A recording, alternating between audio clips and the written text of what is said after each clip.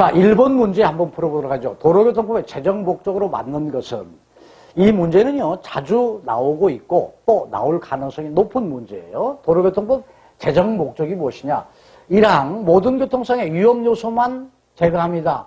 딱 위험 요소만 제거하는 것은 아니에요. 맞는 것 같지만 조금 주어지는 예제가 별로 마음에 들지 않는 거겠죠. 2항 원활한 도로교통을 위한 것만이 그 목적이다? 그것도 조금 애매하고요. 3항 보죠.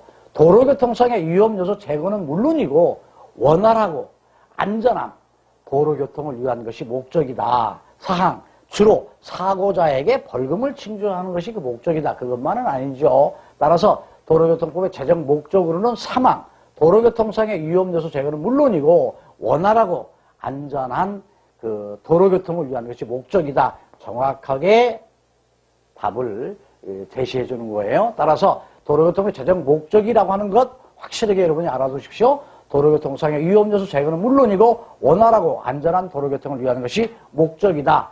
3항이라고 하는 것으로 여러분께서 정답을 체크하시면 여러분께서 자격증을 쉽게 취득할 수가 있어요. 두 번째 문제 풀어보도록 하겠습니다.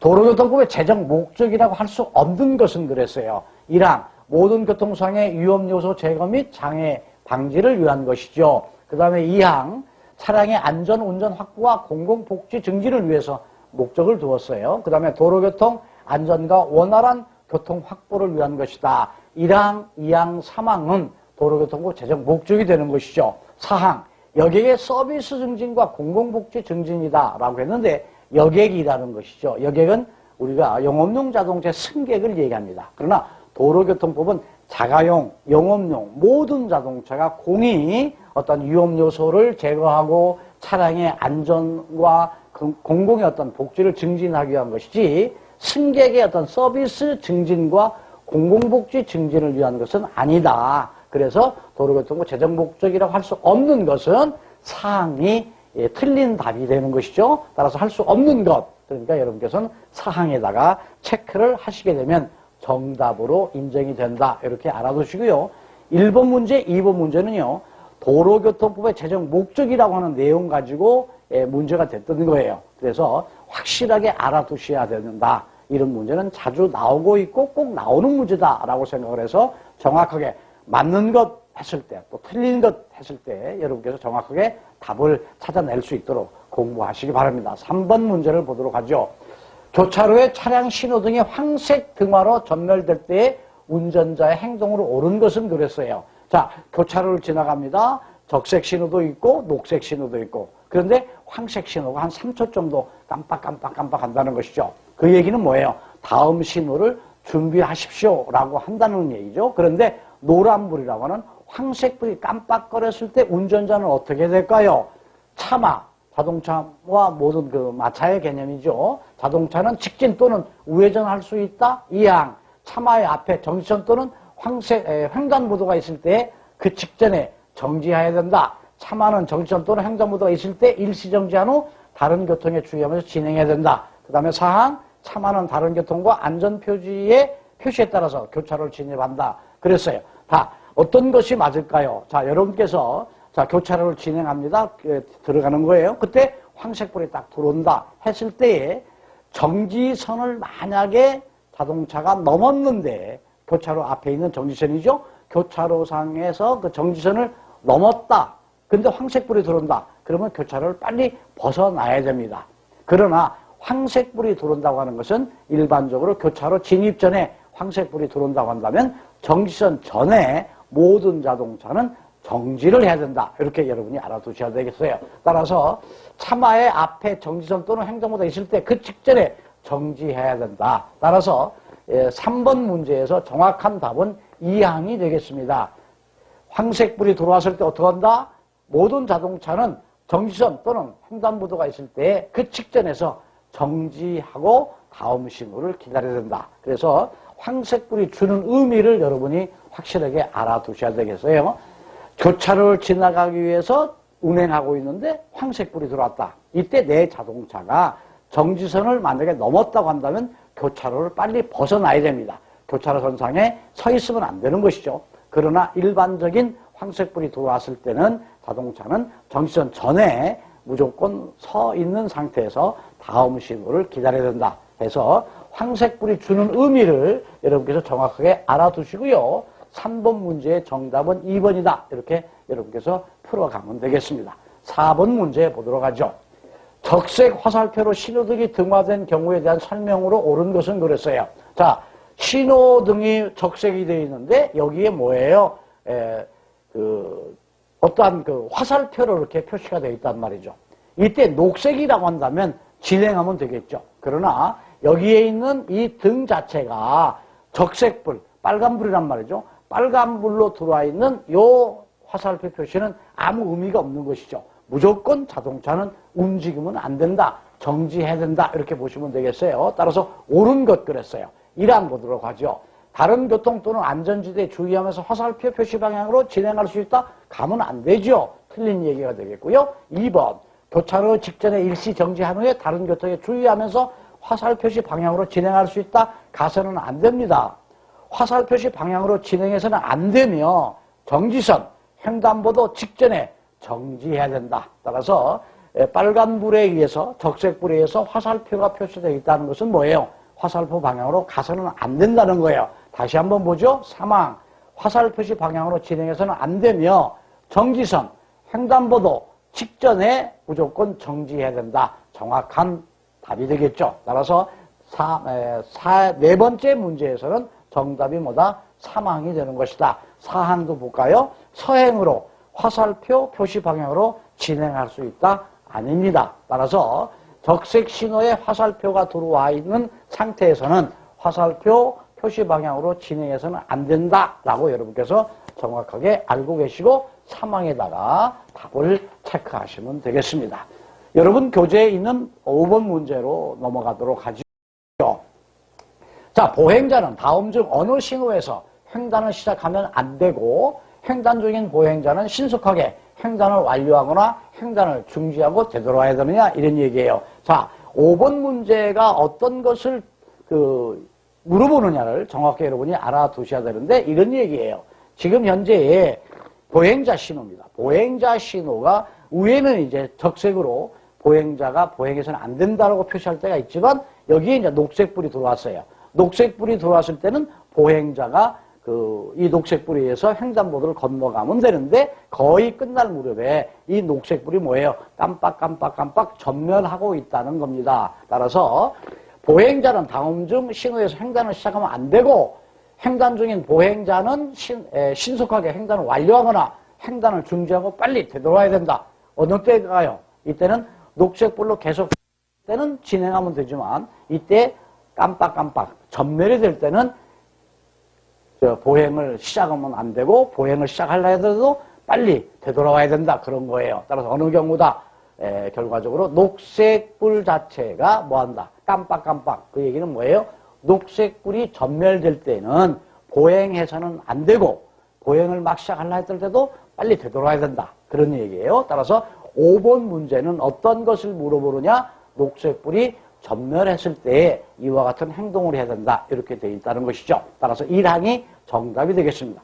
여러분께서 가끔 시험 문제에 어렵다 또는 문제에서 답을 못 맞췄다라고 하는 것은 그 문제가 주는 의미가 어떤 것인가를 이해를 하지 못해서 그런 경우가 많습니다. 설명을 들으시면 아, 그거였구나 하면서 쉽게 답을 다 알 수 있는 내용들이에요. 그런데 이 문제를 이해를 하지 못하게 되면 어떤 의미인지는 몰라가지고 결과적으로 혼동이 되고 잘못 답을 체크할 때가 있단 말이죠. 따라서 녹색 등이 전멸될 때는 5번에서 문제 주는 것과 같이 이런 보행자는 이런 방법으로 행동해야 된다. 이렇게 여러분이 확실하게 알아두시면 되겠습니다. 자, 문제 6번 문제로 넘어가도록 하죠. 6번 문제입니다.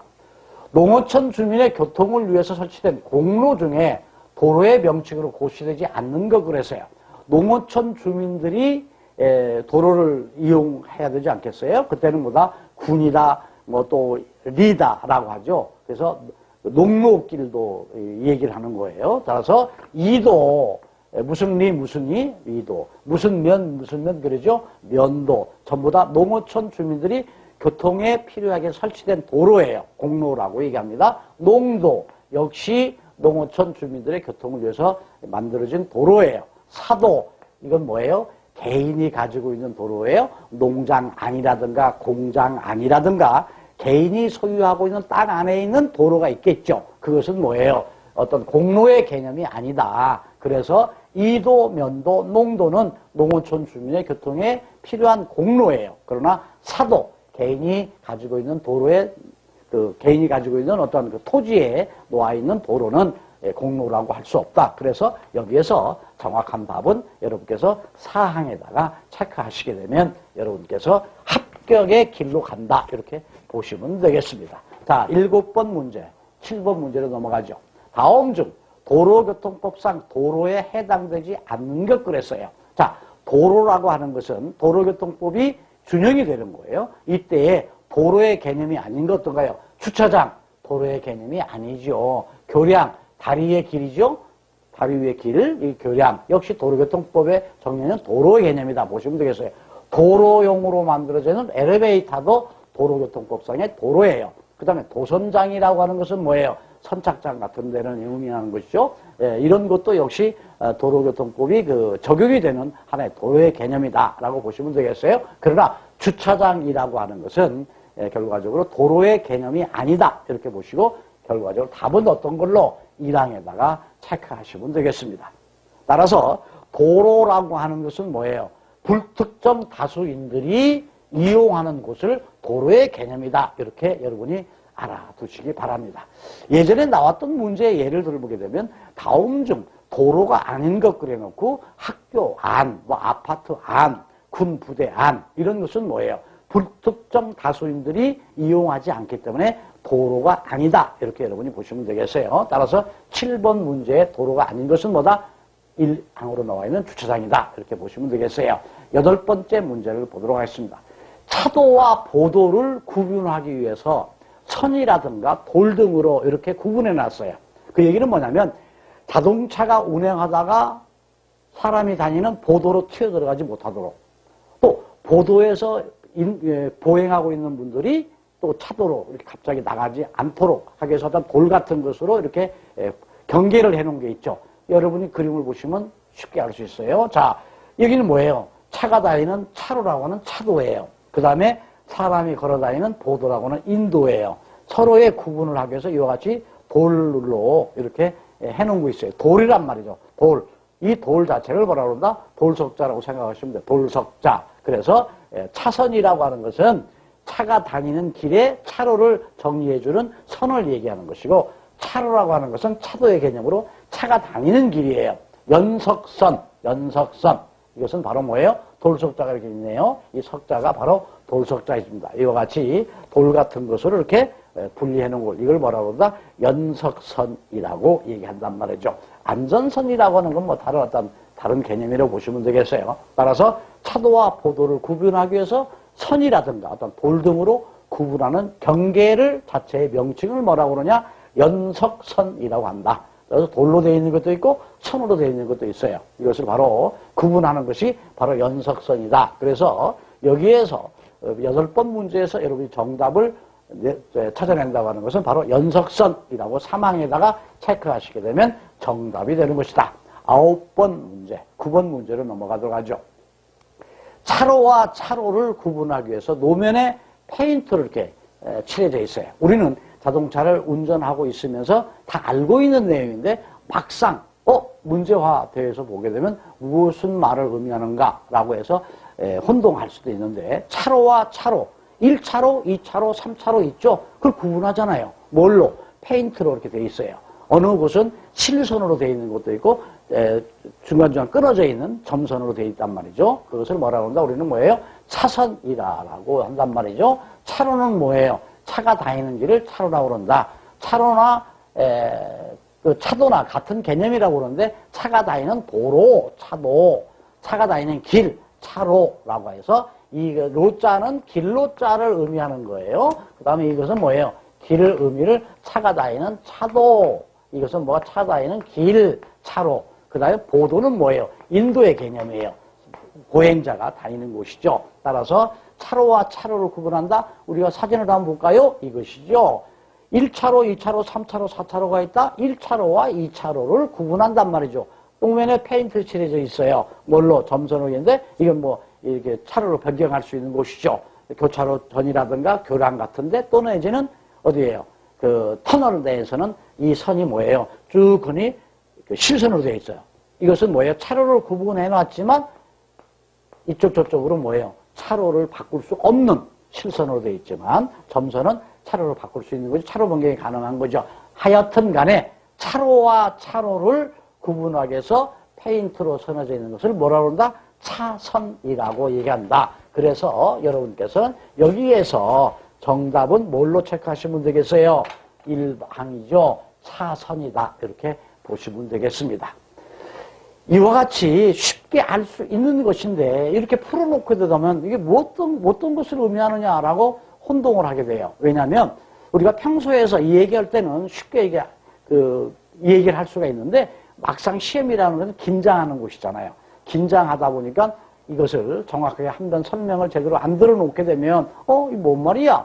비슷비슷하잖아요. 그래서 혼동하고 잘못 답을 체크할 수 있으니까 저하고 같이 공부하시면서 교재를 보시게 되면 확실하게 또 이 요점 정리는 제가 그 문제풀이 앞에다가 다 해놨기 때문에 여러분이 공부하시기 편할 거예요. 한 번 더 요점 정리를 보시면서 문제를 풀어간다고 한다면 정확하게 여러분이 이해하시고 알 수 있고 어떤 문제가 어떻게 꼬여서 나온다 그래도 바로 합격할 수 있지 않겠는가 보겠습니다. 자, 10번 문제, 문제 10번을 보도록 하죠. 도로교통법상 연석선, 아까 설명드렸죠? 안전표시 등으로 경계를 표시해서 모든 차의 교통으로 이용되는 도로의 부분은 뭐냐?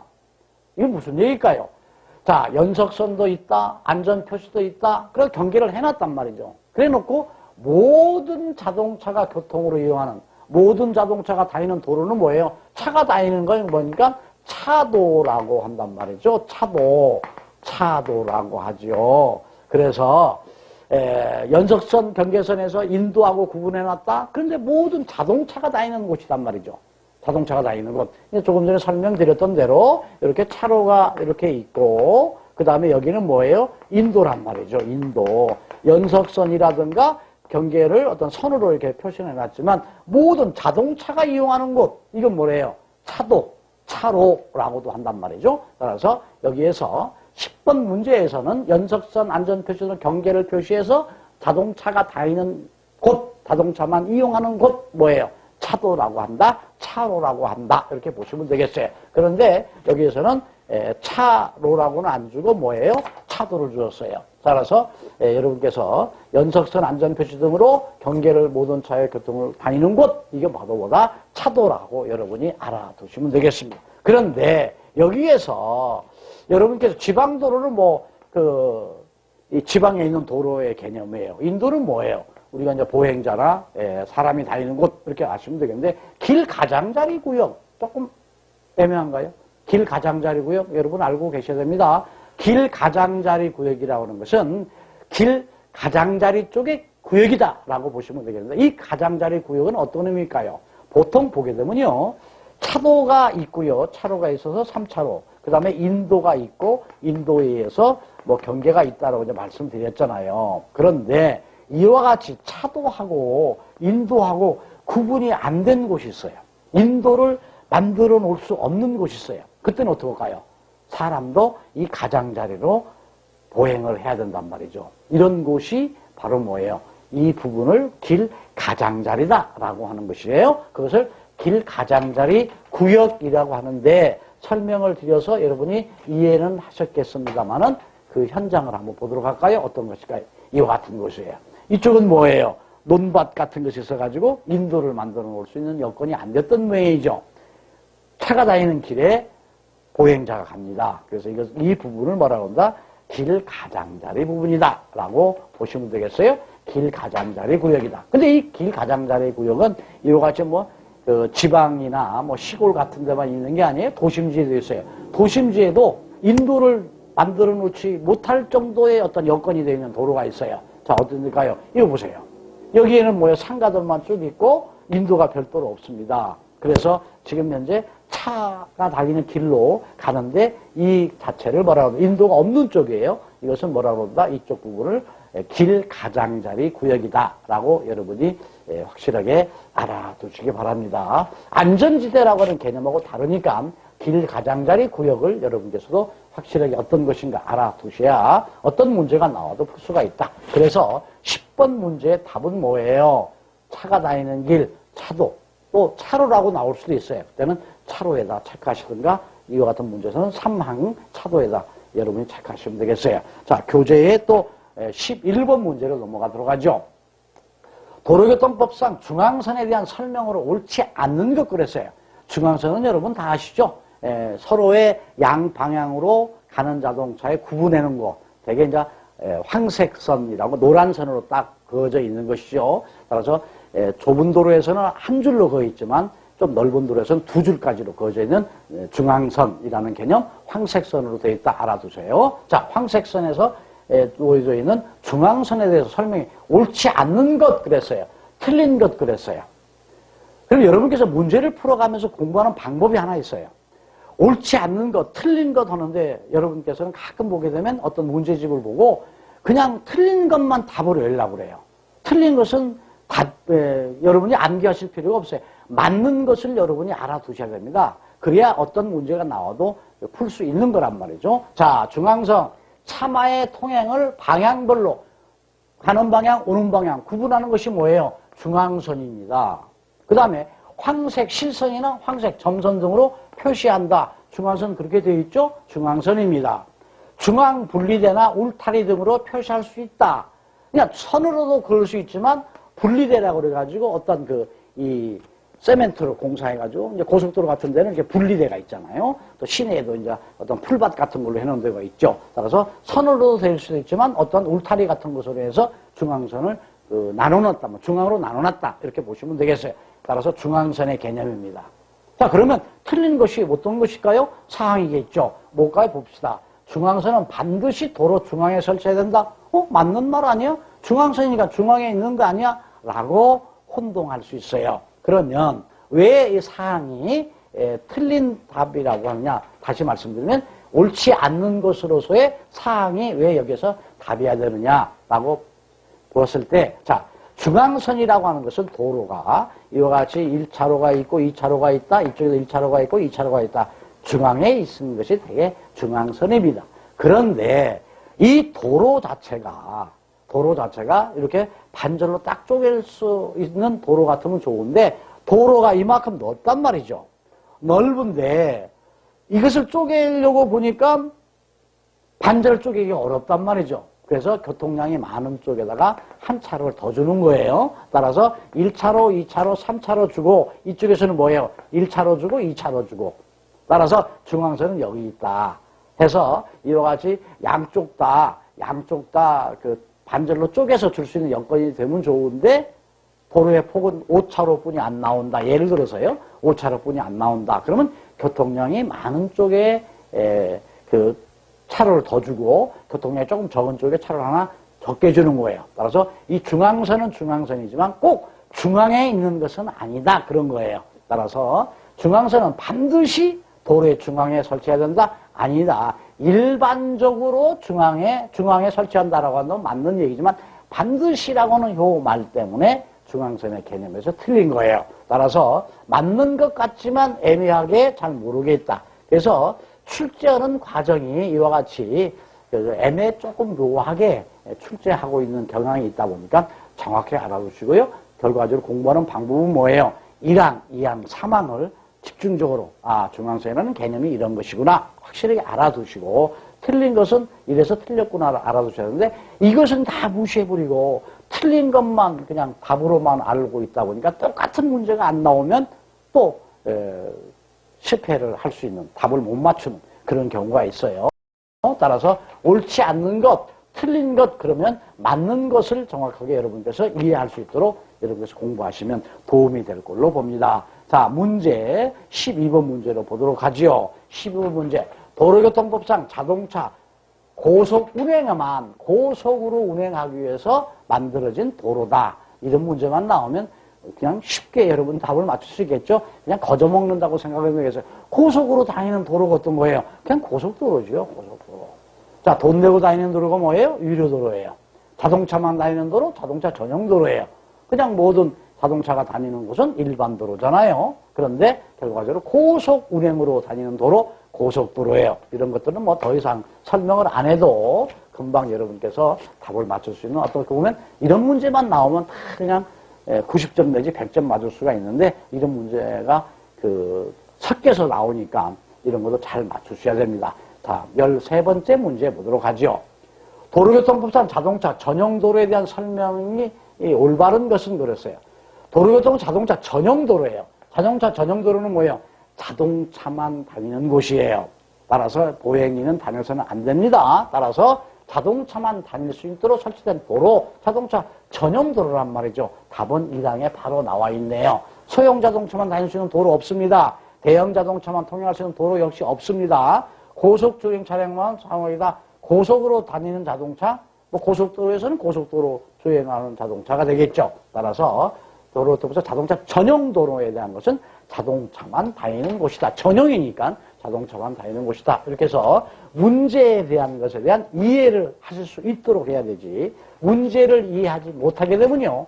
답이 조금만, 문제가 조금만 꼬여 나온다 그럴까요? 좀 비슷한 문제가 나오면, 이건 모르겠네. 라고 할 수 있단 말이죠. 다음 14번째 문제 보도록 하죠.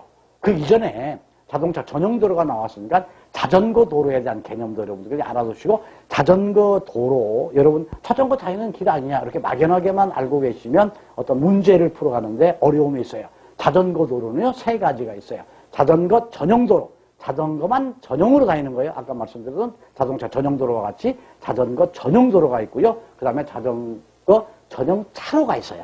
전용 도로, 전용 차로 다릅니다. 그 다음에 또 하나가 있다. 어떤 건 자전거와 보행자가 같이 겸용으로 다니는 도로가 있다. 그러면 자전거 도로가 막연하게 생각하지 마시고요. 자전거 전용 도로는 뭐고 전용 차로는 뭐냐.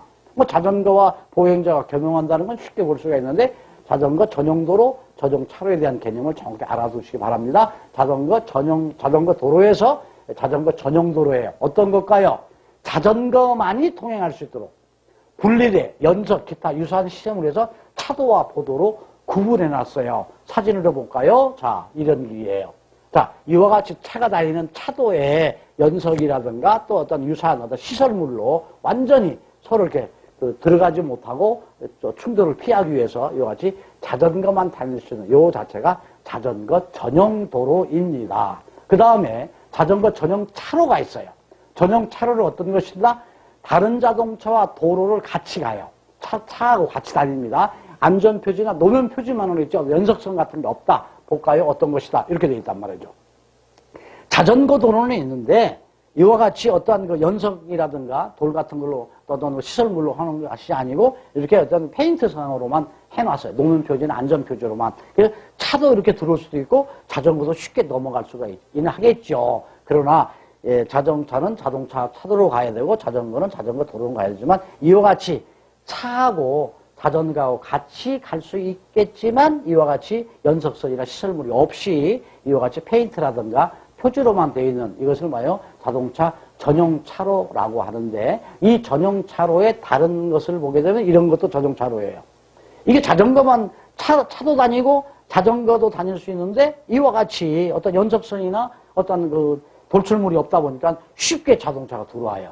그래서 여기다가 또 어떤 자동차는 주차해낸 자동차도 있어서 아주 얄미운 자동차죠. 따라서 이와 같이 차하고 자전거 도로에 어떤 페인트 같은 걸로만 칠해져 있지만 이렇게 겸용같이 움직일 수 있는 이것을 전용 차로다 이렇게 보시면 되겠어요. 그 다음에 자전거 보행자 겸용도로 이것은 뭐 설명 안 드려도 되겠죠. 자전거 외에 보행자도 통행할 수 있도록 분리대, 연석, 기타 유사한 어떤 시설물에서 차도하고 구분을 해놨어요.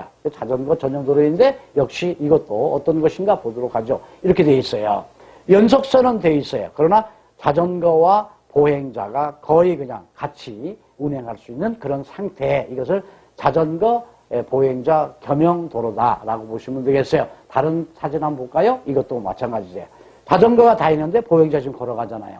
이것은 별도로 인도가 없기 때문에 자전거와 같이 보행자와 같이 겸용하는 도로. 이것은 자전거 보행자 겸용 도로다. 그러니까 자전거 도로는 자전거 전용 도로가 있고 자전거 전용 차로가 있고 그 다음에 자전거 그 다음에 보행자, 같이 겸용하는 도로, 이렇게 세 가지로 자전거 도로가 구분된다. 이 문제가 자주 출제되고 있고, 여러분께서 어떤 문제가 나와도 이와 같은 내용으로 이해만 하시게 되면 문제를 쉽게 풀 수가 있는데, 그런 것들이 정리가 안 되면 여러분께서 혼동이 되고, 또 시험장 자체가 뭐예요? 긴장하고, 그 다음에 아무래도 시험이라는 자체의 분위기가 다르기 때문에 확실하게 모르게 되면 정확하게 답을 못 맞춰간단 말이죠. 문제는 한 문제당 1분을 줄 수 있도록 80문제가 나오고 80분에 본단 말이죠. 그래서 확실하게 알고만 있으면 여러분께서 답을 맞출 수가 있어요. 따라서 교재에 보시게 되면 요점 정리를 또 이런 것들을 해놨어요. 그러니까 요점 정리도 보시고 문제 풀어보시고, 문제 풀어보시다가 이해 안 가면 또 요점 정리를 보시게 되면서 공부하시게 되면 또 쉽게 여러분이 자격증 취득할 수가 있고요. 또 제가 설명드리는 걸 이해만 하신다고 한다면 어떤 문제가 나와도 한 방에 합격할 수 있지 않겠는가 봅니다. 문제 하나 더 풀어보도록 하죠. 14번째 문제입니다. 다음 교통표지가 표시하는 의미로 맞는 것 그랬어요. 자, 이 표시 여러분 교통표지 아시죠?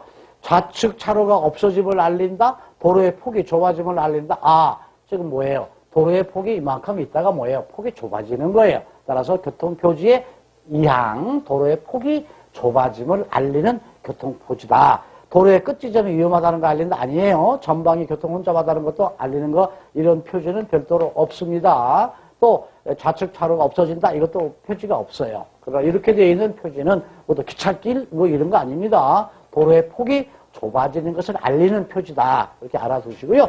이 도로교통 표지판에 대한 문제가 꼬박꼬박 나오고 있어요. 여러 가지의 표지가 있어요. 여러분께서 교재를 보시면서 표지를 한 번씩 이렇게 보시면 이해도 되고, 금방금방 그림 보시면, 설명 들으시면, 또 안에 내용을 보시면 이해할 수 있을 것 같아요. 자, 이 표지 여러분 아세요?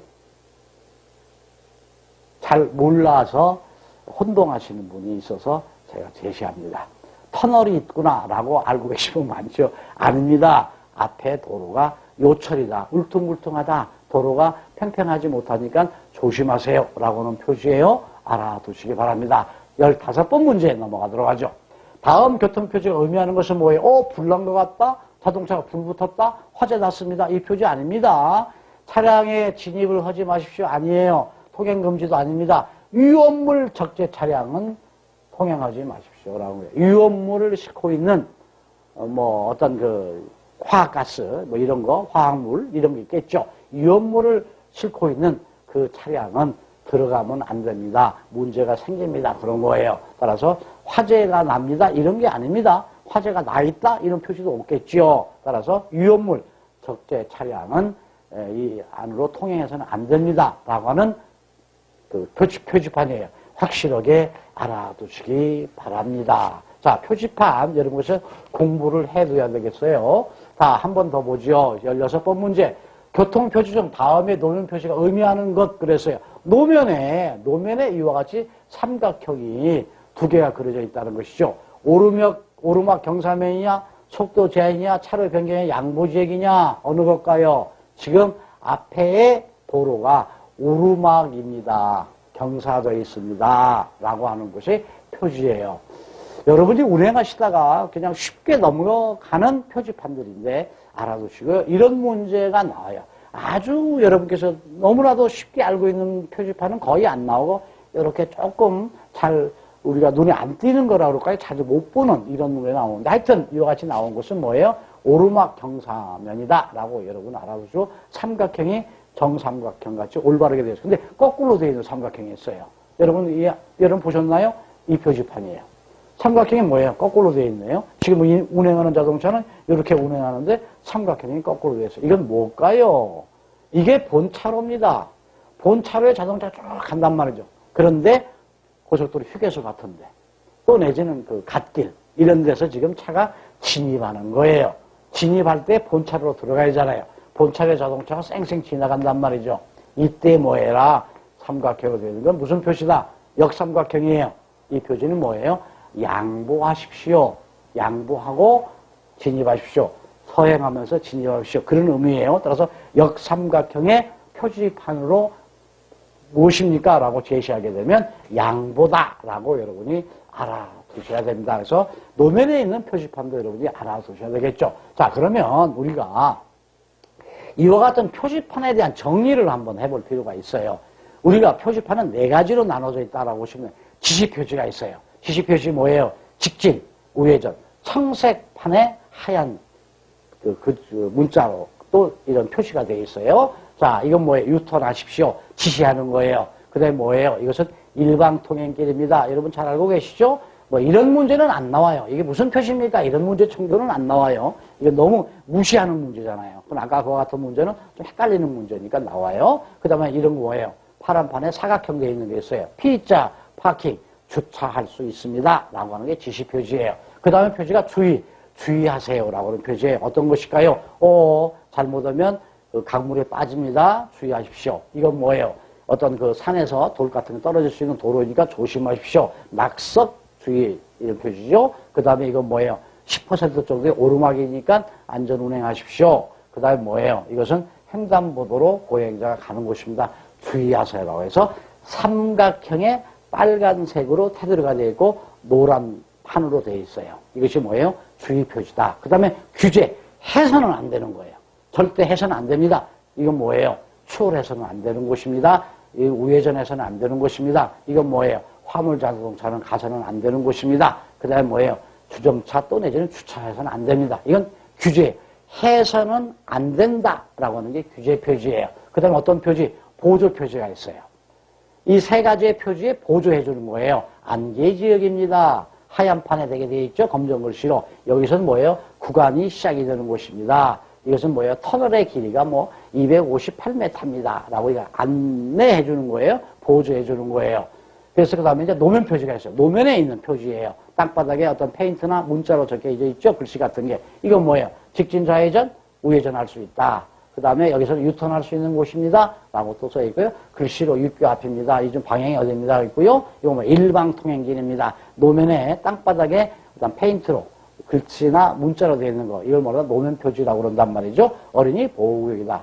알고 계시겠죠? 이와 같이 주의 표지, 지시 표지, 규제 표지, 노면 표지가 교통표지의 4가지 기본이다. 알아두십시오. 교통안전표지 한 번 더 정리한다. 어떤 거예요? 삼각형의 이렇게 빨간 테두리에 노란 판. 이게 뭐예요? 그 다음에 이렇게 원형으로 해서 하얀 판에 테두리는 빨간 거. 이렇게 보통 삼각형의 파란 판. 그 다음에 이렇게 되어 있는 표지. 알고 계시죠? 정리해죠. 공부했던 거 어떤가요? 이거 무슨 표지예요? 주의 표지죠. 그 다음에 이 표지 무슨 표지죠? 이 표지는 규제 표지. 해서는 안 된다 그런 거예요. 그 다음에 뭐예요? 이렇게 하십시오라고 하는 이 표지가 뭐예요? 지시 표지다. 그 다음에 이건 뭐다? 그 다음에 보조해주는 표지, 보조 표지. 교통 안전 표지 몇 가지가 있다? 주의 표지, 규제 표지, 지시 표지, 보조 표지 4가지가 있다. 문제는 어떻게 나와요? 다음 중 교통 표지에 들어가지 않는 것 해놓고서 경계 표지 뭐 이렇게 나와요. 그러면 그 자체는 우리가 도로교통부가 주어져 있는 표지가 아니기 때문에 나옵니다. 예전에 나왔던 문제, 자주 나왔던 문제고 기출되었던 문제예요. 다음 중 표지판으로 표시되지 않는 것 해놓고 1항 주의 표지, 2항 규제 표지, 3항 지시 표지, 그 다음에 4항 뭐라고 했느냐? 경계 표지라고 했어요. 근데 경계 표지는 일본에 가면 있어요. 일본에서는 경계 표지라고 해요. 근데 우리는 경계 표지라는 말이 쓰지를 않습니다. 그래서 4항이 답이 되었습니다만은 이렇게 여러분께서 확실하게 알아두시기 바랍니다. 자, 17번 문제 보도록 하죠. 다음 중 안전표지와 관련된 뜻으로 맞는 것 그랬어요. 그러면 어떤 거예요? 지금 표지판 공부를 했잖아요. 자, 안전표지와 관련된 것으로 뜻으로 맞는 것 그래서 뭐예요? 무슨 표지가 있다고 그랬어요? 지시표지 있고 주의표지 있고 제한표지가 있고 그 다음에 노면표지 있다고 그랬어요. 보조표지도 있고 그런데 어떤 것일까요? 주의, 통제표지란 말 없어요. 주의, 규제, 지시 및 표지판 등이다. 그 다음에 뭐예요? 지시, 주의, 제한표지 없지요. 지시, 주의, 문자판 및 교통표지, 문자판 주소다 이런 거 없어요. 따라서 여기서 표지와 관련된 뜻으로 맞는 것 주의표지, 규제표지, 지시표지 이것을 바로 교통안전표지다 이렇게 보시면 되겠어요. 자, 어린이 보호구역 등에서 설치되어 있는 속도 제한 표지, 교통 표지판이 테두리가 되어 있죠. 그 테두리가 사용되는 색깔은 어떤 것이냐? 여러분 운행하면서 어린이 보호지역 다니면서 기억나시나요? 이렇게 되어 있잖아요. 어린이 보호지역은 시속 30km 이하로 운행해야 됩니다. 어린이 보호지역입니다. 여기는 횡단보도입니다. 라고 하는 표지가 있는데 문제는 뭐예요? 이 문제예요. 속도 제한 표지 테두리선은 어떤 것이냐? 적색으로 되어 있네요. 따라서 1항 적색으로 여러분 체크하시면 정답이 됩니다. 다음 문제 풀어보도록 하죠. 19번 문제. 다음 중 노면 표시에 사용되고 있는 색상 중 황색이 의미하는 것. 노면에 노란색, 화양색으로 페인트로 칠해져 있는 건 어떤 것이냐? 반대 방향의 교통과의 분리 표시다.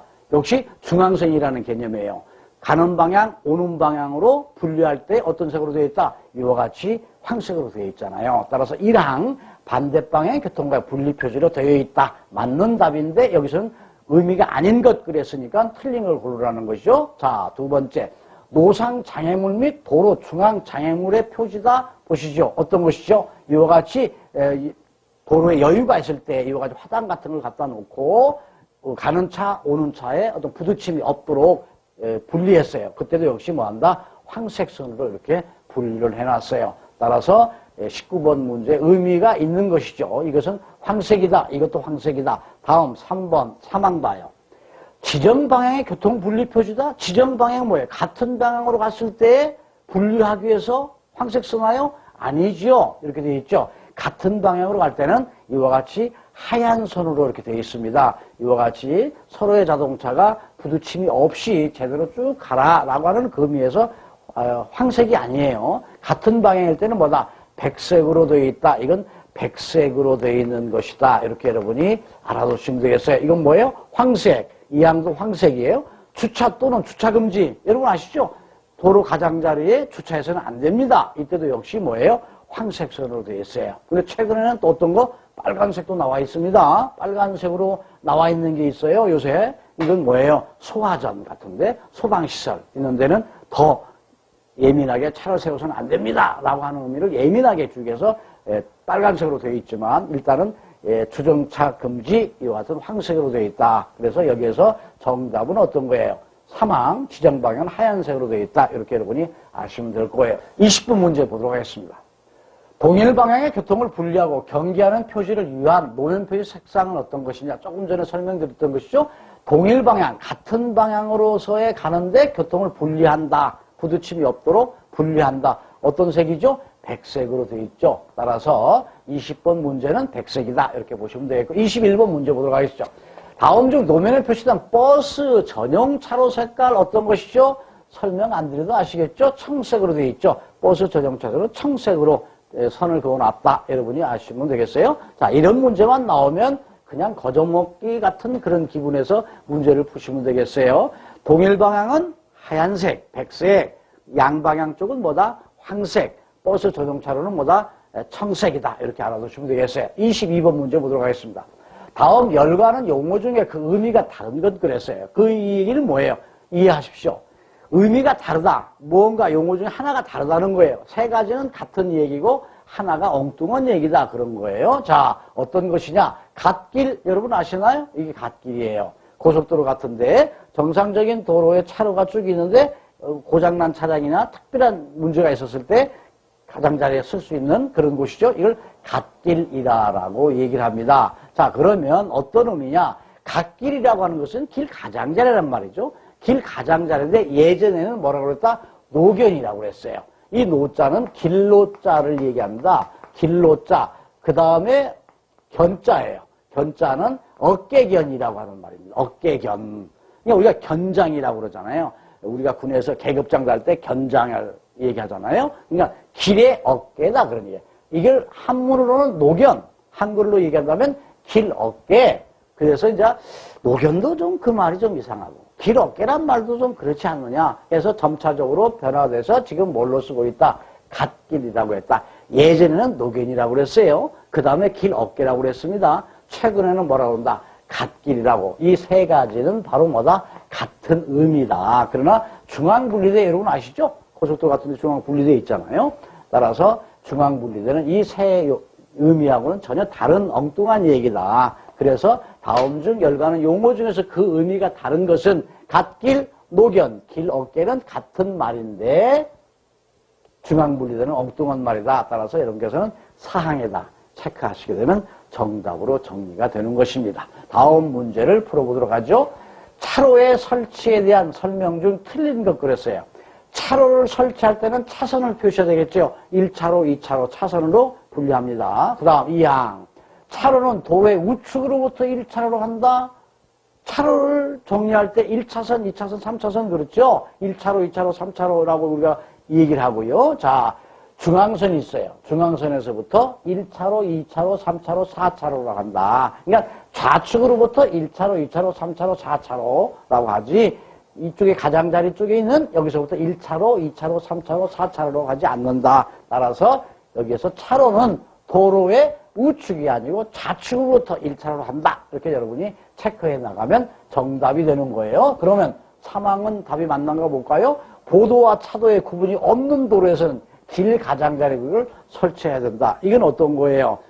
지난번 2편에서 공부했던 것이죠. 인도를 놓을 수 없는 환경이 되는 도로에서 차하고 같이 보행자와 같이 갈 때 그 가장자리, 보행자가 갈 수 있는 그곳을 뭐예요? 길 가장자리 구역이다. 그래서 보도와 차도의 구분이 안 되는 그런 상태의 도로에서는 길 가장자리를 설치해야 된다. 맞는 얘기죠. 차로는 지방경찰청장이 설치한다. 맞는 얘기예요. 정확하게 사항 알아두세요. 예전에 나왔던 문제 어떤 것이다. 다음 중 차로를 설치하는 사람은 누구냐? 이렇게 나온 문제가 있어요. 그때 지방경찰청장이다 라고 하는 곳에 체크를 하셔야 됩니다. 따라서 여기에서 주는 23번 문제의 답은 여기에서 뭐예요? 틀린 것이 답이 되겠죠. 우측이 아니고 좌측으로부터 1차로 2차로 한다. 그래서 여러분께서 2항에다가 체크하시게 되면 정답을 정확하게 체크. 다음 24번 문제 보도록 하겠습니다. 다음 중 차로에 따른 통행 방법에 대한 설명으로 옳지 않는 것, 틀린 것 그랬어요. 역시요. 자, 도로 외의 곳으로 진입할 경우에는 보도를 횡단하여 통행할 수 없다. 1항부터 우리가 풀어보도록 하죠. 도로 외의 곳으로 진입할 경우 보도를 횡단하여 자동차가 횡단하여 통행할 수 없나요? 자, 어떤 것을 생각하면 될까요? 우리가 어떠한 건물을 들어갑니다. 또 내지는 주유소 들어간다고 생각하시면 되겠어요. 자, 그러면 우리가 차로가 쭉 그러니 이제 정리가 돼 있었단 말이죠. 차로가 이렇게 있고 여기에 이제 인도가 있어요. 인도가 쭉 있는데 이쪽에 뭐예요? 건물에 들어가야 돼. 또 주유소에 들어가야 돼. 그러면 이 인도를 뭐예요? 이렇게 넓혀놔가지고 인도를 통해서 횡단할 수 있도록 되어 있잖아요. 따라서 인도를 횡단할 수 있다. 건너갈 수 있다는 거예요. 그러니까 무슨 얘기냐? 도로 위의 곳으로 어떠한 건물에 들어간다든가 주유소 같은 데를 들어갈 때는 뭐예요? 보도를 횡단하여 통행할 수가 있어야 됩니다. 있다라고 돼야 되겠죠. 따라서 1항이 여기에서 틀린 얘기가 됩니다. 따라서 1항이 여기에서는 답이 될 거예요. 자, 보도와 차도가 구분된 도로 위에 차만은 차도로 통행해야 된다. 보도하고 차도가 구분되어 있다고 한다면 당연히 자동차는 차도로 가야 되겠죠. 맞는 얘기가 됩니다. 자, 3항. 보도를 횡단하기 직전에 일시정지해서 좌우 우측의 교통등을 살피며 진입한다. 이 보도를 횡단으로 행할 때 어떤 건물에 들어간다든가 또 내지는 주유소에 들어갈 때는 어떻게 해요? 보행자가 있을 수 있으니까 일단 정지해가지고 좌우를 살핀 다음에 들어가라. 정확한 이해가 되겠죠. 그 다음 4항. 차만은 도로 중앙 우측으로부터 통해야 된다. 모든 자동차는 도로 중앙에서 우측으로 가야 돼. 중앙에서 우측으로 가야지 중앙에 좌측으로 가면 안 되겠죠. 따라서 이것도 정확한 이해가 됩니다. 따라서 이 24항의 문제는 뭐예요? 틀린 걸 고르라고 그랬어요. 그러니까 틀린 거에 대한 그 답은 1항인데 이것만 자꾸자꾸 암기하시려고 마시고 2항, 3항, 4항은 왜 맞는가? 이것을 여러분이 이해하시게 되면 어떤 문제가 어떻게 변형돼서 나온다 하더라도 쉽게 맞출 수 있다. 따라서 24항에 대한 정답은 다시 한번 여러분이 공부를 또 복습을 하세요. 어떤 것이다? 1항이라고 하는 것이 틀렸다. 도로 이외의 곳으로 진입하는 자동차는 보도를 통행할 수 있다. 주유소 들어갈 때 보도를 넘어가잖아요. 그렇게 생각하시면 되겠어요. 좌우 살펴서 가야 된다. 이렇게 보시면 되겠어요. 25번 문제 보도록 하겠습니다. 다음 중 버스 전용 차로로 주행할 수 없는 차종은 그랬어요. 버스 전용 차로는 소형 자동차가 가면 안 되죠. 또 다인승, 많은 사람들이 타고 있는 자동차의 교통 편익을 위해서 만들어 놓은 것이 버스 전용 차로 개념이에요. 따라서 36인승 이상의 대형 승합 자동차 버스 전용 차로 갈 수 있죠. 36인승 미만의 사업용, 36인승이 안 된다 하더라도 28명 탔다. 또 내지는 32명 탔다. 이때는 뭐예요? 사업용, 영업용 자동차는 버스 전용차로 갈 수 있도록 되어 있죠. 어린이를 운송할 목적으로 승인된 어린이 통학버스도 역시 버스 전용차로 운행할 수 있어요. 그러나 3명 이상 승차한 승합자동차인데 3명이 탔다? 이것은 다인승이라는 개념이 아닙니다. 따라서 이 25번 문제는 사항이 답이 되겠습니다. 따라서 3명 이상 정도 탈 정도 같은 승합자동차는 버스 전용차로 가서는 안 된다. 정확하게 알아두시기 바라고요. 26번 문제 보도록 하겠습니다. 다음 설명 중 차로에 따른 통행 방법으로 틀린 것이 그랬어요. 차로 외의 장소로 진입할 경우는 보도를 횡단하여 진입할 수 있다. 아까 설명드렸고요. 2항 안전지대면 안전표지로 진입이 금지된 장소에는 들어가서는 안 되죠. 안전지대 이런 데는 절대로 가서는 안 됩니다. 자전거 도로 또는 길 가장자리 구역등 안전표지로 통행이 허용되지 않는 곳으로 통행해서는 안 되는지 허용이 안 됐으니까 통행해서는 안 되겠죠. 4항 앞지르기를 할 때는 앞 차량이 어느 쪽으로 오른쪽으로 하나요? 앞지르기를 할 때에는 어느 경우이든지 간에 좌측으로 왼쪽으로 앞지르기를 해야지 오른쪽 차로 우측 차로로 앞지르기 해서는 안 됩니다. 따라서 1항, 2항, 3항은 왜 맞는지도 여러분이 알아두시고 4항은 왜 틀렸느냐? 앞지르기 할 때는 우측으로 해서는 안 된다. 오른쪽이 우측이잖아요. 그래서 4항이 여러분께서 체크하시면 되겠습니다. 27번 문제 보도록 하겠습니다. 다음 중 고속도로 외의 도로에서 왼쪽 차로로 통해서는 안 되는 곳 중앙분리대 옆에 있는 차로가 뭐예요? 왼쪽 차로죠. 왼쪽 차로. 이쪽이 이제 오른쪽 차로의 개념이고요. 왼쪽 차로로 가서는 안 된다. 대형 승합자동차 가면 될까요? 안 될까요? 당연히 안 되죠. 승용자동차, 소형 승합자동차, 중형 승합자동차는 왼쪽 차로로 갈 수 있으나 대형 승합자동차는 왼쪽으로 가서는 안 된다. 이 문제니까 여기에서 여러분께서 정답으로 체크해야 될 건 뭐다? 대형 승합자동차는 통행해서는 안 된다. 이렇게 알아두시면 되겠습니다. 왼쪽 차로와 오른쪽 차로 운행해야 되는 자동차. 여러분 요점 정리해서 이제 공부하셨으면 잘 아시겠습니다. 한 번 더 여기서 보도록 하죠. 고속도로 외에 왼쪽 차로와 오른쪽 차로. 왼쪽 차로는 승용자동차 및 경형, 소형, 중형 승합자동차가 왼쪽 차로로 갈 수 있고요. 오른쪽 차로로는 대형 승합자동차, 화물자동차, 특수자동차, 건설기계, 이륜자동차, 그 다음에 원동기 장치 자전거 이런 것들이 이제 오른쪽으로 갈 수 있다. 이렇게 여러분이 알아두시고요. 다음 문제 보도록 하겠습니다. 28번 문제 보도록 하겠습니다. 편도 3차로인 고속도로에서 화물자동차가 운행할 수 있는 차로는 어떤 걸까요? 편도 3차로인 고속도로에서 운행할 수 있는 차로, 화물자동차가 왼쪽 차로 갈 수 있나요? 가면 안 되죠. 왼쪽 차로의 개념이 뭐예요? 1차로 가면 안 되죠. 3차로로는 갈 수가 있다. 어느 차로나 관계없다. 이건 말이 안 되는 거고요. 따라서 말도 안 되는 거고요. 따라서 편도 3차로인 고속도로에서 화물자동차가 갈 수 있는 것은 오른쪽 차로의 개념 어느 쪽이다? 3차로로 보시면 되겠어요. 여기서 2차로로 나왔다고 한다면 1차로, 2차로 개념이 있는데 3차로의 개념이라는 자체는 오른쪽이라는 개념이에요. 따라서 28번은 3항에다 체크하시면 정답으로 체크가 됩니다. 다음 중 고속도로 외의 도로에서 차로에 따른 통행 차량의 기준으로 틀린 것이 29번 문제예요. 자, 왼쪽 차로 승용차 및 경형, 소형, 중형 승합자동차. 왼쪽 차로 적재 중량이 1.5톤 이상인 화물자동차. 왼쪽 차로는 화물자동차 중에서도 뭐예요? 소형에 갈 수 있는 거예요. 어느가 1.5톤 미만인 자동차. 1.5톤 미만은 1.5톤 포함되지 않습니다. 따라서 왼쪽 차로는 적재 중량이 1.5톤 미만인 화물자동차인데 이상으로 되어 있어요. 틀린 것, 이것이 정답이 되겠습니다. 오른쪽 차로 적재 중량 1.5톤 이상 화물자동차, 그 다음에 대형 승합자동차, 오른쪽 차로 또 원동기장 자전거, 이륜자동차, 특수자동차 이렇게 여러분께서 차로에 따른 자동차 종류가 운행될 수 있는 자동차 종류가 정해져 있으니까 한 번 더 공부하시고 요점 정리 보시고 또 설명 들으시면 확실하게 여러분이 이해하실 수 있고 정답을 맞출 수 있을 걸로 봐요. 30번 문제 풀어보도록 하겠습니다. 편도 4차로인 고속도로에서 차로에 따른 통행 차량의 기준으로 틀린 것 그래서요. 뭐가 틀렸느냐는 거죠. 자, 1항 1차로는 어때요? 앞지를 하는 승용자동차 및 경영, 소형, 중앙 승용자동차는 앞지를 갈 때 1차로 갈 수 있겠죠. 1차로 통행 차량 증가 등으로 인해서 부득이하게 80km 미만으로 통행해야 되는 경우 이것은 어떤 것이냐? 1차로는요. 이와 같은 승용이나 경영, 소형, 승합자동차가 갈 수가 있는데 화물자동차라 하더라도 교통체증으로 인해서 어떤 사고로 인해서 도저히 80km 이상의 속도가 나올 수 없는 그런 환경이 됐었을 때에 그때는 1차로로 갈 수 있다 이런 얘기예요. 다음 3항.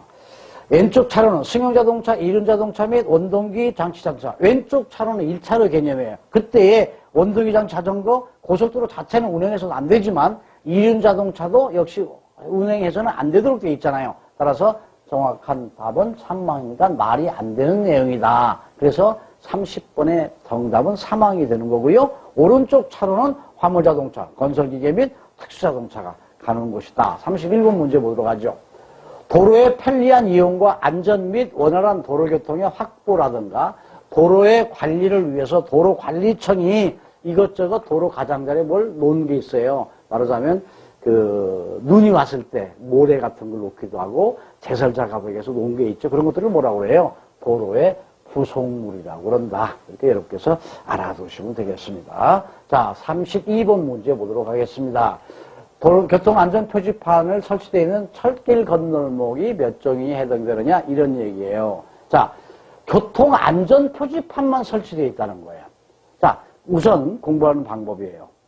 철길 건널목은 1종, 2종, 3종까지가 있어요. 4종 건널목이라는 게 없습니다. 이게 여기서 답은 아니에요. 자, 교통안전표지판만 설치되어 있다. 철도 건널목에는요, 차단기가 있는 게 있어요. 또 경고등이 있는 데가 있어요. 그 다음에 표지판만 있는 곳이 있단 말이죠. 자, 1종이라고 하는 거, 2종, 3종은 어떤 것이냐. 1종은 세 가지 다 있는 곳이에요. 자, 차단기가 있고, 경보장치가 있고, 그 다음에 표지판이 있는 거. 이게 1종입니다. 1종. 그럼 2종은 어떤 것이냐. 차단기, 요 자체는 없어요. 경고등과 그 다음에 뭐예요? 표지판만 있는 것 2종이에요. 3종은 어떤 것이다? 3종은 표지판만 있는 곳이에요. 따라서 표지판만 있는 곳 몇 종이다? 3종이다. 정답은 3항이에요. 4종이란 말은 없다는 거고요. 1종은 뭐다? 차단기, 경보기, 표지판. 2종은 뭐예요? 차단기는 없어요. 경보기, 안전표지판. 3종은 뭐예요? 세 가지 중에 하나, 여러 가지 표지판만 있는 곳이다. 따라서 32번 문제는 3종을 물어보는 거예요. 따라서 교통표지판만 있는 철길 건너고 3종이다. 철길 건너고는 몇 종까지 있다? 1종, 2종, 3종이 있다. 1종은 어떤 것이다? 세 가지 있는 곳. 2종은 뭐다? 두 가지만 있는 곳. 3종은 여러 가지 표지판 한 가지만 있는 것 알아두시기 바랍니다. 32번 문제 자주 나올 수 있는 가능성이 높은 문제예요. 다음 문제 보도록 하겠습니다. 33번. 다음 중 차량이 도로의 중앙이나 좌측 부분으로 진행할 수 있는 경우 아닌 것. 중앙으로 갈 수 있다는 거예요. 도로 우측 부분의 폭이 차의 통행에 충분하지 못한 경우 어쩔 수 없이 중앙 쪽으로 가야 되겠죠. 일방 통행로일 때는 중앙 쪽으로 갈 수 있어요. 일방 통행 선이 없으니까. 도로의 파손이나 도로공사 기타 장애 등으로 도로 우측 부분으로 통행할 수 없을 때도 역시 도로 중앙이나 좌측으로 갈 수 있어요. 자, 우측 부분의 도로 폭이 차의 통행에 충분하게 여유가 있다? 이래서는 안 되죠. 우측에 충분한 여유가 있으면 중앙 쪽이나 가운데로 가서는 안 된다. 그런 의미예요. 따라서 여기에서 정답은 4항이 되겠어요. 진행할 수 없는 경우가 아닌 것. 다 이런 데는 각각 1항, 2항, 3항은 뭐예요? 중앙으로 갈 수 있다라고 상황에 따라서 이렇게 되면 되겠어요. 34번 문제 보도록 하겠습니다. 도로의 중앙을 통행할 수 있는 행렬을 올바른 것 그래서요. 도로의 중앙으로 간다는 것은 중앙선이 있다. 이렇게 차로가 이쪽도 있고 차로가 이렇게 있는데 이 중앙을 통해서 쭉 갈 수 있는 것은 뭐다?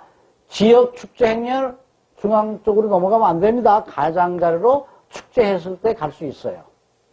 장의장년 역시 우측으로 쭉 가면 됩니다. 차로로 갈 수 있다는 거예요. 차로로. 학생의 행렬, 학생들이 어떤 뭐 행사할 때 간다. 역시 차로로 갈 수 있는데 우측으로 가야 돼요.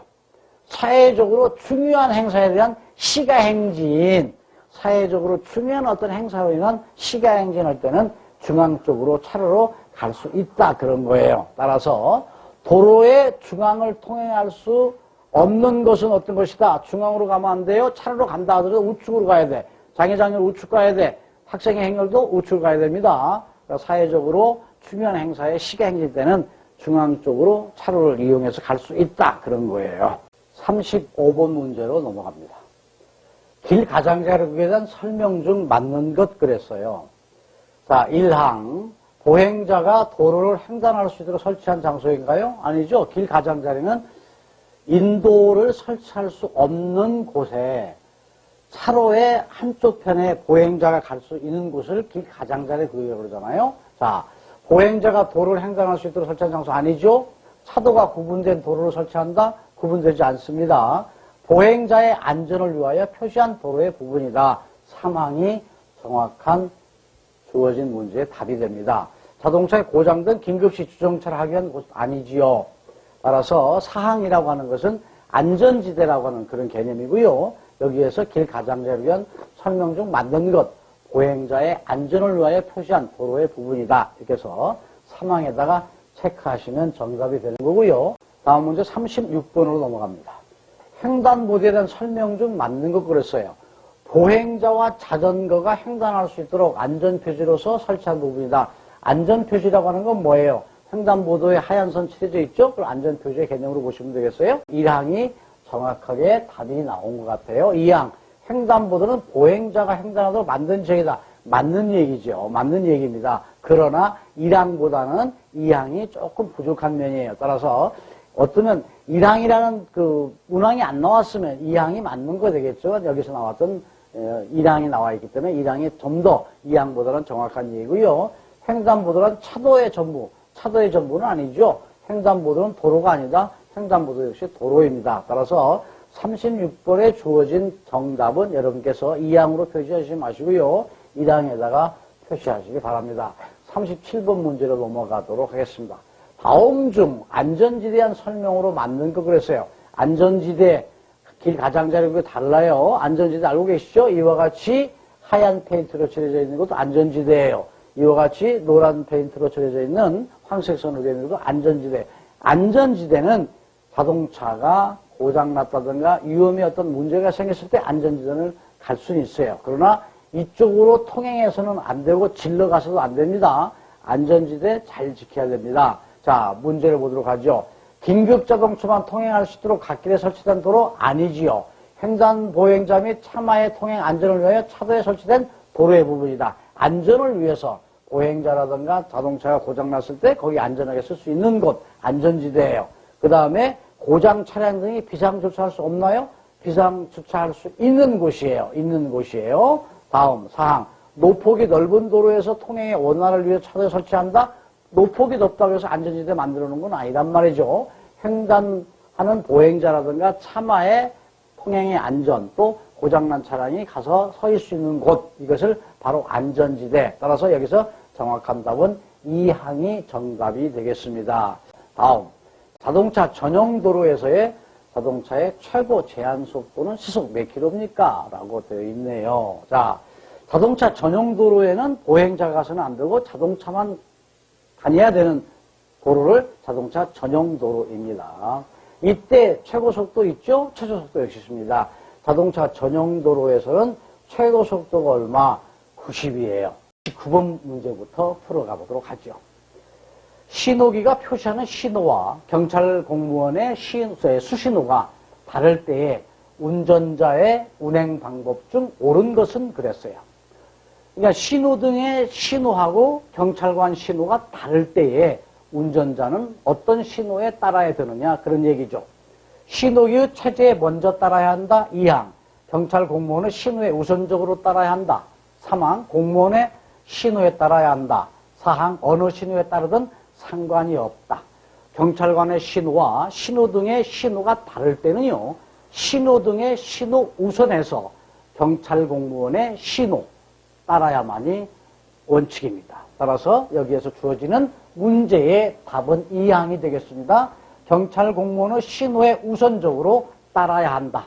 2번에다가 여러분이 답을 선택하시게 되면 39번 문제는 맞는 답이 된다. 이렇게 보시면 되겠어요. 40번 문제 풀어보도록 하겠습니다. 다음 중 경찰 공무원을 보조하는 사람에 해당되지 않는 사람은 있어요. 경찰관이 도로교통 정리를 하는데 옆에서 보조해주는 사람이 있죠. 모범운전자가 있고 일반 공무원이 있고 전투경찰 순경이 있고 작전에 동원되는 군사경찰 헌병이라고 그랬죠. 이런 사람이 있었을 때에 경찰 공무원을 보조하는 사람은 누구일까요? 모범운전자가 경찰 공무원을 보조해주는 사람이고요. 일반 공무원은 경찰 공무원을 보조해주는 사람이 아닙니다. 그 다음에 전투경찰 순경, 작전에 동원되고 있는 예전에 헌병이라고 그랬죠. 지금은 군사경찰이라고 합니다. 이 세 사람들은 전부 다 경찰관을 보조해주는 사람이에요. 일반 공무원은 아닙니다. 41번 문제를 풀어보도록 하겠습니다. 교차로상의 황색 등화의 신호가 표시하는 의미는, 여러분이 교차로를 통과하기 직전에 어떤 황색 신호를 만나게 되면 어떻게 될까요? 교차로를 벗어나야 될까요? 그렇지 않습니다. 교차로 전에 있는 횡단보도라든가 정지선 앞에서 자동차는 정지해야 된다. 따라서 1항이 정답으로 바로 나오고요. 2항, 보행자는 횡단할 수 있다? 아무 의미가 없는 것이죠. 차만은 좌회전할 수 있다? 황색에서 좌회전 하면 안 되겠죠? 차만은 서행해야 된다? 아닙니다. 횡단보도 전, 정지선 전에서 자동차는 황색 신호를 만나게 되면 정지해야 된다. 이입니다. 다음 문제 풀어보도록 하겠습니다. 42번 문제를 보도록 하겠습니다. 사색의 차량 신호등이 횡으로 옆으로 배열된 경우 좌측으로부터의 순서가 맞는 것은 그랬어요. 신호등이 옆으로 이렇게 사색등이 있다는 것이죠. 이랬을 때에 왼쪽 좌측으로부터 순서는 어떻게 되어 있느냐. 여러분이 교차로를 운행하면서 기억하시면 금방 알 수 있는 것이죠. 제일 왼쪽에 있는 신호가 어떤 것이죠? 적색입니다. 다음에 황색, 그 다음에 녹색, 화살표 표시 녹색이죠. 실질적인 사항을 한번 보도록 할까요? 어떻게 되어 있죠? 이렇게 되어 있다는 거죠. 적색, 황색, 녹색, 화살표 표시 녹색 신호, 이렇게 옆으로 되어 있는, 횡으로 되어 있을 때는 이렇게 신호 체계가 되어 있고요. 종으로 되어 있는 것도 있잖아요. 이렇게 길이로 되어 있는 거. 역시 제 위에 있는 건 뭐예요? 적색, 그 다음 황색, 그 다음에 녹색 화살표 표시, 그 다음 녹색으로 되어 있다. 예전에 나왔던 문제고 나올 수 있는 가능성이 높은 문제예요. 이런 문제는 놓치지 않고 정확하게 여러분이 답을 맞춰내도록 하셔야 될 것 같습니다. 다음 문제, 43번 문제를 보도록 하겠습니다. 다음 중 신호기에 대한 설명으로 틀린 것은 그랬어요. 1항, 사람이나 전기, 태양열 등의 힘을 이용하여 조작시킨다. 맞는 얘기죠. 도로, 시속 60km 이하로 규정된 도로에 비가 내려서 노면상의 문자, 기호 등의 표시는 신호등으로 대체한다. 그런 경우는 없습니다. 어느 경우이든지 간에 속도에 관계없이 정상적인 어떤 전기라든가 태양열에 의해서 신호가 주기적으로 신호등이 작동돼야 되겠죠. 방향전환, 진행 및 주의 등의 신호 표시를 말하는 것이 신호기이죠. 문자, 기호 또는 등화로서의 표시하는 것이 바로 뭐예요? 신호기입니다. 따라서 여기에서 틀린 답 그랬으니까 이 항에다가 여러분이 체크하시게 되면 정답이 되는 것이다. 이렇게 알아두시면 되겠습니다. 자동차의 최고 속도에 대한 설명이다. 맞는 것은 그랬어요. 자동차 전용도로 매시 100km일까요? 매시란 말은 시속이란 말이죠. 자동차 전용도로 시속 90km일까요? 편도 2차로 일반도로 매시 70km, 편도 2차로 일반도로 매시 60km. 자동차 전용도로에서 자동차의 최고 속도는 얼마? 90으로 되어 있죠. 자동차 전용도로는 시속 90km로 되어 있다. 알아두시기 바랍니다. 46번은 이 항이 정답이 되는 것이다. 47번 문제 보도록 하겠습니다. 이상기후시 최고 속도의 100분의 50으로 감속하여 운전해야 될 경우가 아닌 것은 그랬어요. 이것은 뭐냐면 상태가 좋지 않았다. 이때에 주어져 있는 규정속도의 100분의 50이니까 얼마예요? 2분의 1로 감속시켜서 운행해야 될 곳을 먼저 알아주시면 되겠죠. 눈이 30mm 이상 쌓였다. 이것은 속도를 반으로 줘야 되겠죠. 우리가 이제 도로교통법에서는 눈이 20mm 이상 쌓인 경우 이때는 속도 2분의 1로 줄여야 되고요. 폭우, 폭설, 안개등으로 가시거리가 앞에 볼 수 있는 거리가 150m가 아닐 때에 이것은 뭐예요? 역시 2분의 1로 줄여야 되는데 도로교통법상에서는 폭우, 폭설, 안개등으로 가시거리가 100m 이내이다. 그 얘기는 뭐예요? 100m 안 정도만 보이고 그 이상은 안 보인다. 속도를 얼마를? 2분의 1로 줄여야 된다. 그러니까 100m 이내이니까 150m는 당연히 2분의 1로 줄여야 되겠죠. 노면이 얼어붙어 있을 때 역시 속도는 규정속도에서 2분의 1로 줄여야 되겠어요. 그러나 비가 내려서 노면이 젖어 있을 때는 감속해야 되는데 그때는 주어져 있는 속도에 얼마? 20%만 감속하면 됩니다. 20%만 감속하면 돼요. 따라서 다시 한번 설명드리면 47번 문제. 최고 속도의 반절을 줄여서 운행해야 될 이상기후 상태가 어느 때냐? 눈이 20mm 이상, 그러니까 30mm 이상 왔으니까 당연히 포함되겠죠. 폭우, 폭설, 안개등으로 보일 수 있는 거리가 100m 이내이니까 150m가 안 된다는 것도 역시 2분의 1로 줄여야 되겠습니다. 노면이 열어봤을 때 당연한 것이죠. 따라서 비가 내려 노면질 때는 20%만 줄이면 되니까 주어지는 47번의 문제에서는 틀린 것이 없는 걸까요? 요게 되겠죠. 따라서 사항이 우리가 요구하는 정답이 되겠습니다. 이와 같이 자동차를 운행하면서 이상기후 때에 100분의 50을 줄일 것이냐, 어느 상태가 20%를 줄여야 될 것인가 정확하게 여러분이 알아두시기 바랍니다. 자, 48번 문제예요. 규정속도가 얼마로 되어 있어요? 60km로 되어 있다. 시속. 규정된 도로에 비가 내려서 노면이 젖어 있었다. 노면이 젖어 있을 때는 속도를 얼마예요? 20%를 감속하라고 그랬단 말이죠. 이때 최고 속도를 얼마로 가야 되느냐 이런 문제예요. 그러니까 여기에서는 시속 60km의 속도에서 20%를 줄이면 최고 속도가 나오겠죠. 그것을 요구하는 거예요. 계산에 대한 문제입니다. 계산해보죠. 60km에서 10%를 줄이면 얼마예요? 6km가 되겠죠. 그런데 20%니까 이 여기에 되면 얼마?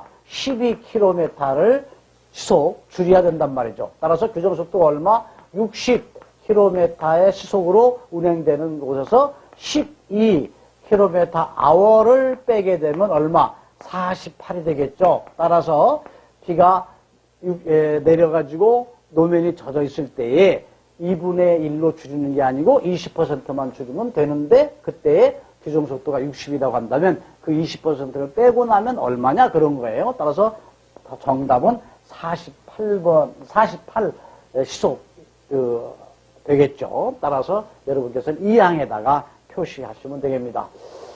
계산식의 문제인데 이건 뭐 계산이라고 할 수 없을 정도로 아주 가볍게 여러분에게 풀 수 있는 문제예요. 따라서 48번 문제는 이 항에다가 여러분이 답을 선택하시면 되겠습니다. 다음 문제입니다. 노면에 눈이 15mm 쌓인 경우 감속 기준으로 안 맞는 것 그랬어요.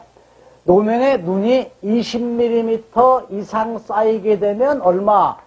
규정속도 2분의 1로 줄자고 그랬잖아요. 그러나 20mm가 안 될 정도의 15mm 정도니까 어떻게 20%만 감소하면 되겠죠. 따라서 49번의 문제는 20mm 이상이 아니기 때문에 어떻게 1항에다가 여러분께서 20% 감속이다라고 정답을 체크하시면 49번이 요구하는 정답을 여러분께서 선택을 한 것이 되는 것입니다.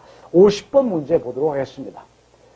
최고속도 100분의 50, 2분의 1을 줄인 속도로 통행해야 하는 경우가 아닌 것은 그랬어요. 폭우, 폭설, 안개 등으로 가시기를 얼마? 100m 이내인 경우 속도가 얼마? 2분의 1로 줄여야 되겠죠. 규정속도에서요. 눈이 20mm 이상 쌓인 경우 2분의 1로 줄여야 되겠고요. 비가 내려서 노면이 젖어 있는 경우는 100분의 50이 아니고 얼마?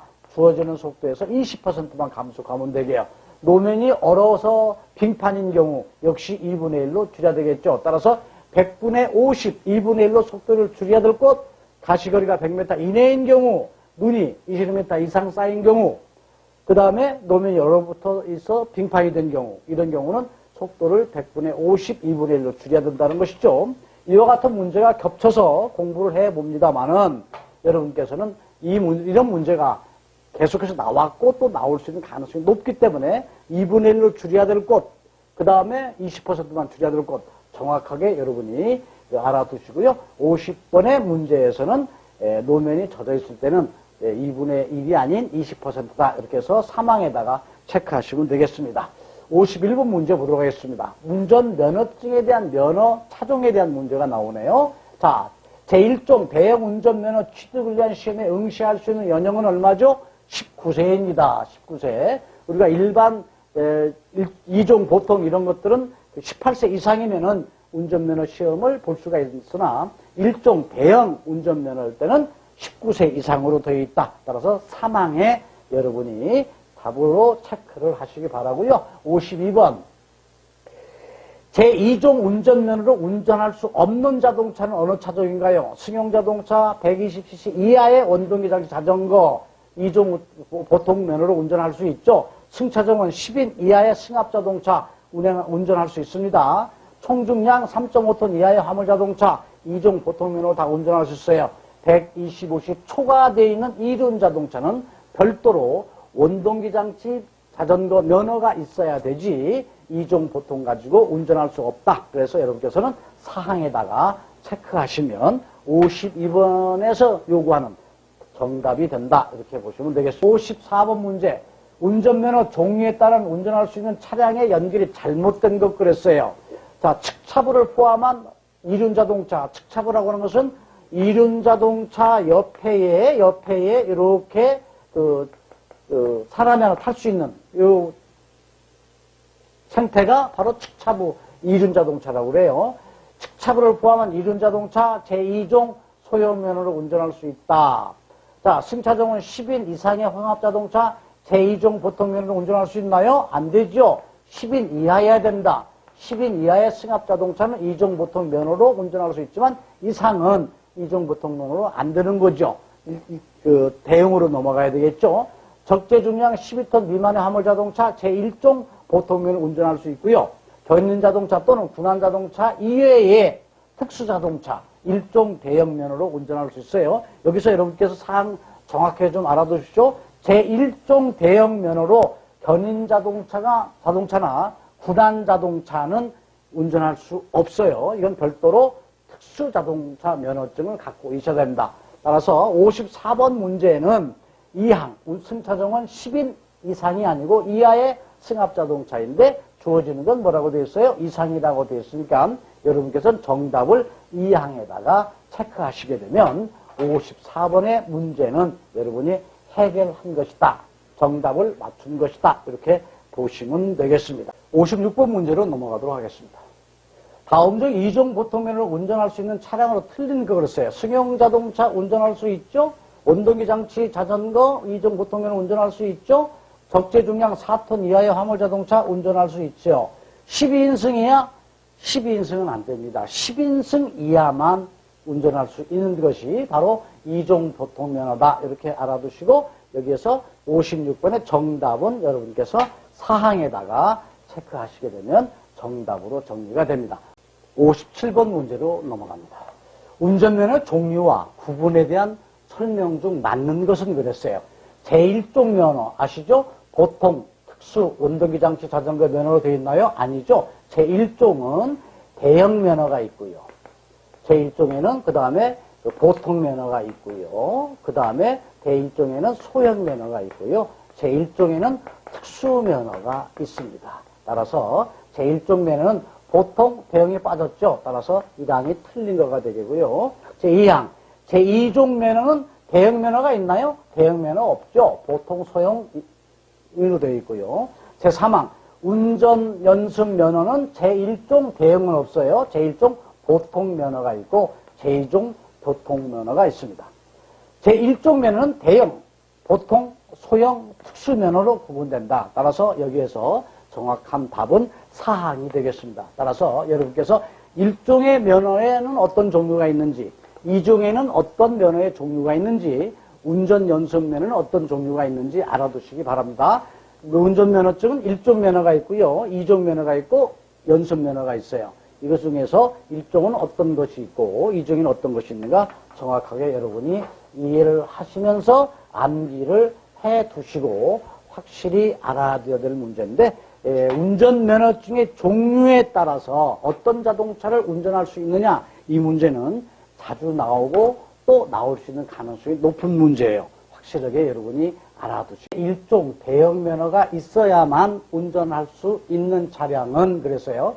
군함자동차, 구급자동차 특수면허가 있어야 되죠. 운전할 수 없습니다. 아스팔트 살포기 비록 건설기계이지만 도로에서 운행할 수 있는 아스팔트 살포기예요. 일종 대형 면허가 있어야만이 운행할 수가 있습니다. 250cc 이륜 자동차는 일종 대형이 아니고 원도미 장치 자전거 면허만 있어도 운전할 수 있는 것이죠. 따라서 요구하는 답이 아니고요. 대형 차량 및 소형 견인 자동차, 소형 견인 자동차라고 하더라도 이 견인 자동차는 어떤 것이다. 특수 면허가 있어야만이 된다. 따라서 여기에서 61항에서 문제에서 물어보는 정답은 아스팔트 살포기다라고 여러분이 정답을 체크하시면 되겠습니다. 오늘은 조금은 이해한다는 문제보다는 암기를 해야 될 문제가 많습니다. 그 얘기는 바로 뭐냐면 어떤 면허증은 어느 자동차를 운전할 수가 있고 어느 자동차를 운전하려면 어느 면허증이 필요한 것인가 이런 문제가 계속해서 중복돼서 여러분과 같이 공부를 했습니다. 다음 설명 중 무면허 운전 행위로 볼 수 없는 것은 그랬어요. 무면허 운전이라고 하는 것은 면허증을 갖고 있지 않는 사람, 또 면허증이 갖고 있다 하더라도 그 면허증이 정지되어서 효력을 발생하지 못하는 경우, 무면허라고 그러죠. 자, 1항 보죠. 국제 면허증을 가지고 외국인이 국내에서 1년이 경과되지 않은 자, 외국에서 운전을 하고 계신 분이 우리나라에서 외국에 나갈 때도 마찬가지예요. 운전면허증은 국제면허증, 인터내셔널 라이선스라고 그러죠. 국제면허증으로 바꾸어서 다른 나라에 가서 활용할 수 있는 것은 얼마죠? 기간이 1년입니다. 따라서 국제면허증을 소지한 외국인이 한국에서 1년이 아직 경과가 안 됐다. 이것은 면허증이 있는 거나 마찬가지죠. 따라서 운전행위로 볼 수 없는 것, 제1항 국제면허증을 소지한 사람이 국내에서 1년이 아직 안 된 사람, 이것은 면허증이 있는 사람입니다. 두 번째 보죠. 오토 차량 운전면허로 스틱 차량을 운전한 경우 면허증을 취득할 때 오토매틱을 하겠다라고 해서 면허시험을 보고 합격을 하겠죠. 조건이 바로 뭐예요? 스틱 운전은 안 된다. 변속기 레버가 스틱으로 해서는 안 된다는 거죠. 따라서 오토 차량 운전면허는 오토 차량만 운전해야 되는데 스틱 차량을 운전했다. 이것은 무면허에 들어가는 거죠. 일종 보통면허로 건설기계를 운전한 경우 운전면허증 없는 걸로 칩니다. 운전면허 정지기간 중에 운전한 경우 운전면허가 정지되어 있는데 운전한다고 하는 것은 무면허 운전에 속하는 것이죠. 따라서 62번의 정답은 1번이 되겠습니다. 1항이 되겠습니다. 따라서 1항에다가 여러분 체크하시게 되면 정답이 맞은 것이다. 이렇게 보시면 되겠어요. 63번 문제 풀어보도록 하겠습니다.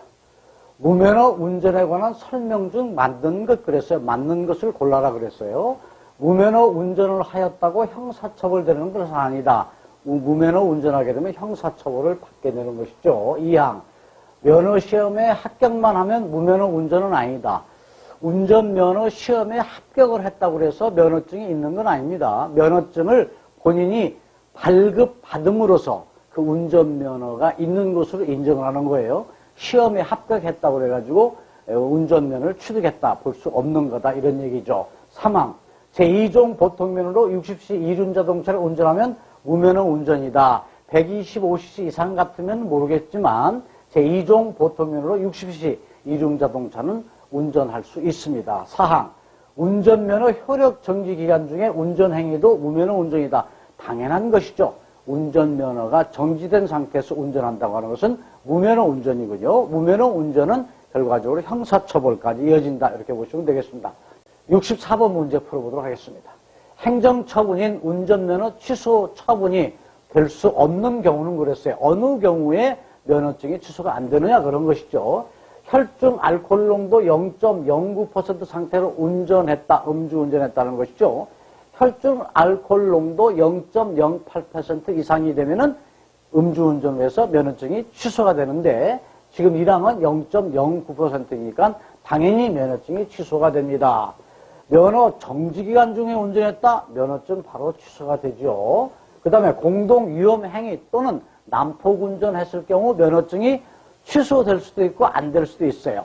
공동위험행위 또는 난폭운전을 해서 법원에 기소가 된 경우에는 면허증이 취소가 되지만 단순하게 공동위험행위 또는 난폭운전했다고 해서 면허증 취소가 되는 것은 아니다. 이렇게 보시면 되겠고요.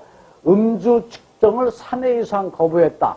경찰관이 음주 측정을 요구했는데 3회 이상 거부했다. 면허증 그 자리에서 혈중 알코올 농도에 관계없이 그냥 취소가 되는 거예요. 따라서 64번의 정답은 여러분께서 3항에다가 표기하시면 되겠습니다. 다음 65번 문제로 넘어가도록 합니다. 면허 정지기간 중에 운전해서 면허증이 취소된 경우 운전면허 응시 제한기간, 이건 어떤 의미냐면요, 운전면허를 가지고 있는 사람이 면허가 정지가 됐다는 거예요. 그런데 정지기간 동안에 운전해서는 안 되는 것이죠.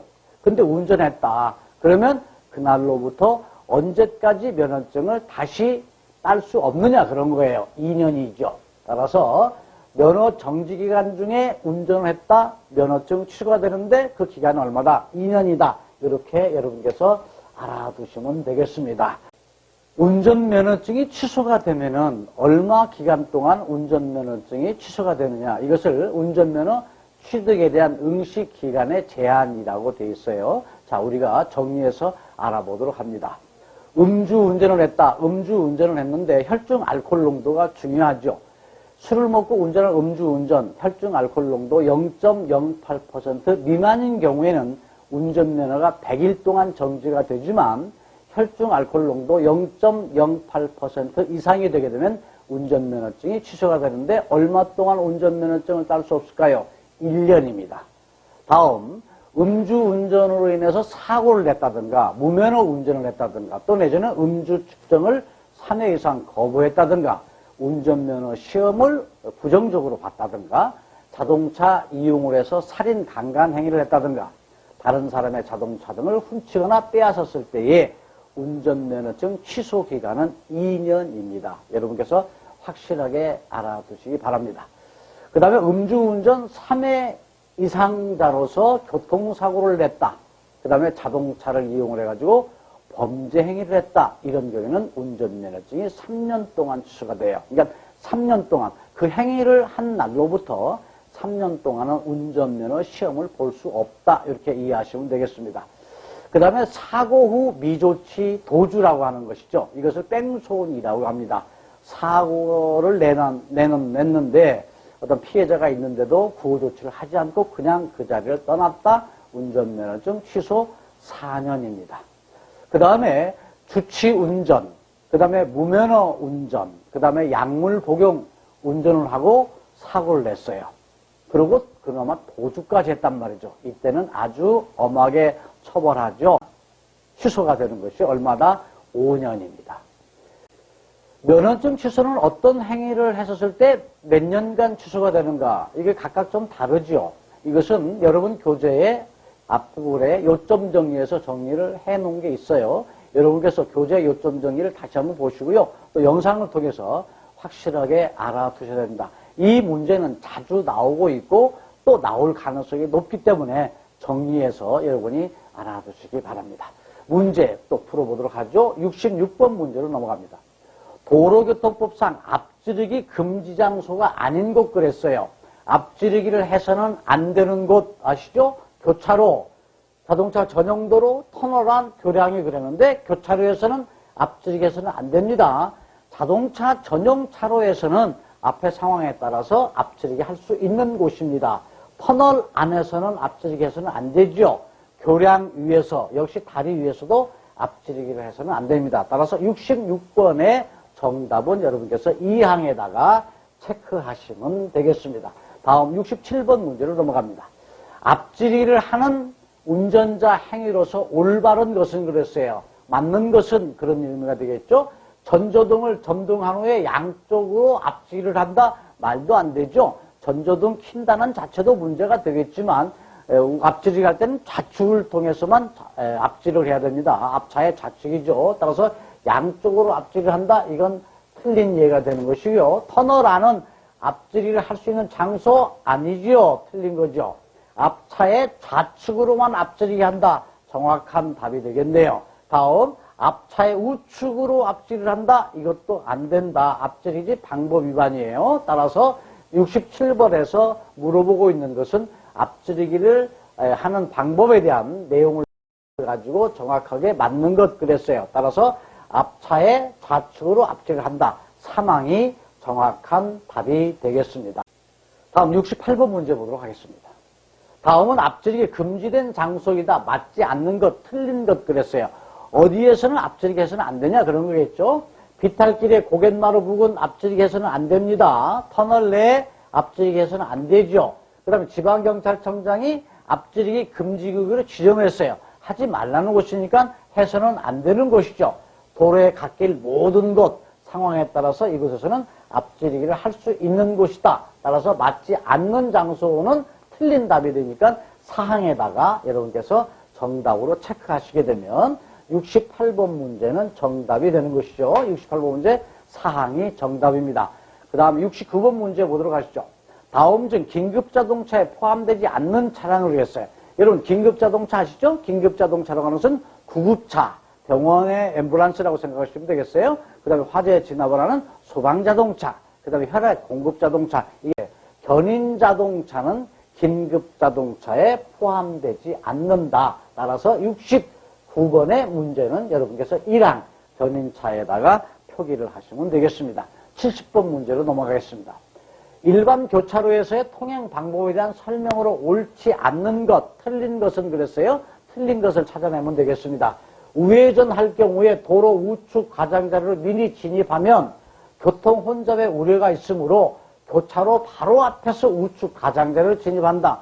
말은 대단히 그럴듯하게 되어 있습니다만은 우회전할 경우 도로 우측 가장자리를 미리 우측으로 가가지고 우회전해야 되겠죠. 따라서 1항은 말은 그럴듯하지만 틀린 이해가 되는 것이죠. 2항 교통정리를 하고 있지 않는 교차로를 진입할 경우에는 다른 차의 진행에 방해되지 않도록 일시정지하거나 상대 차량에 양보해야 된다. 양보 운전이 아주 기본이 되는 거예요. 따라서 70번은 1항이 정답으로 표기가 되고 3항은 어떤 얘기인가 한번 보도록 하죠.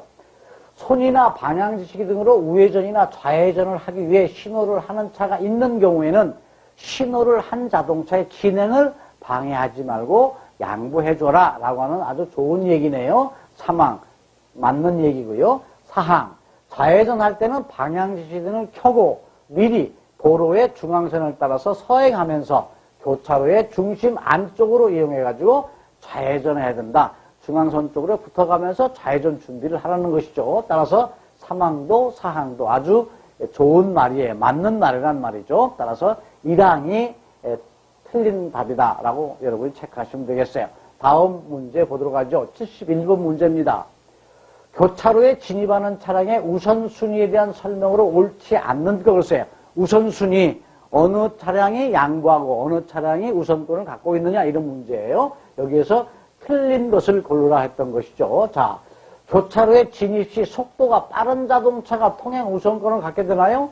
교차로를 간다고 빨리 간다고 통행 우선권이 있나요? 그렇지 않습니다. 따라서 이 말은 틀린 것이죠.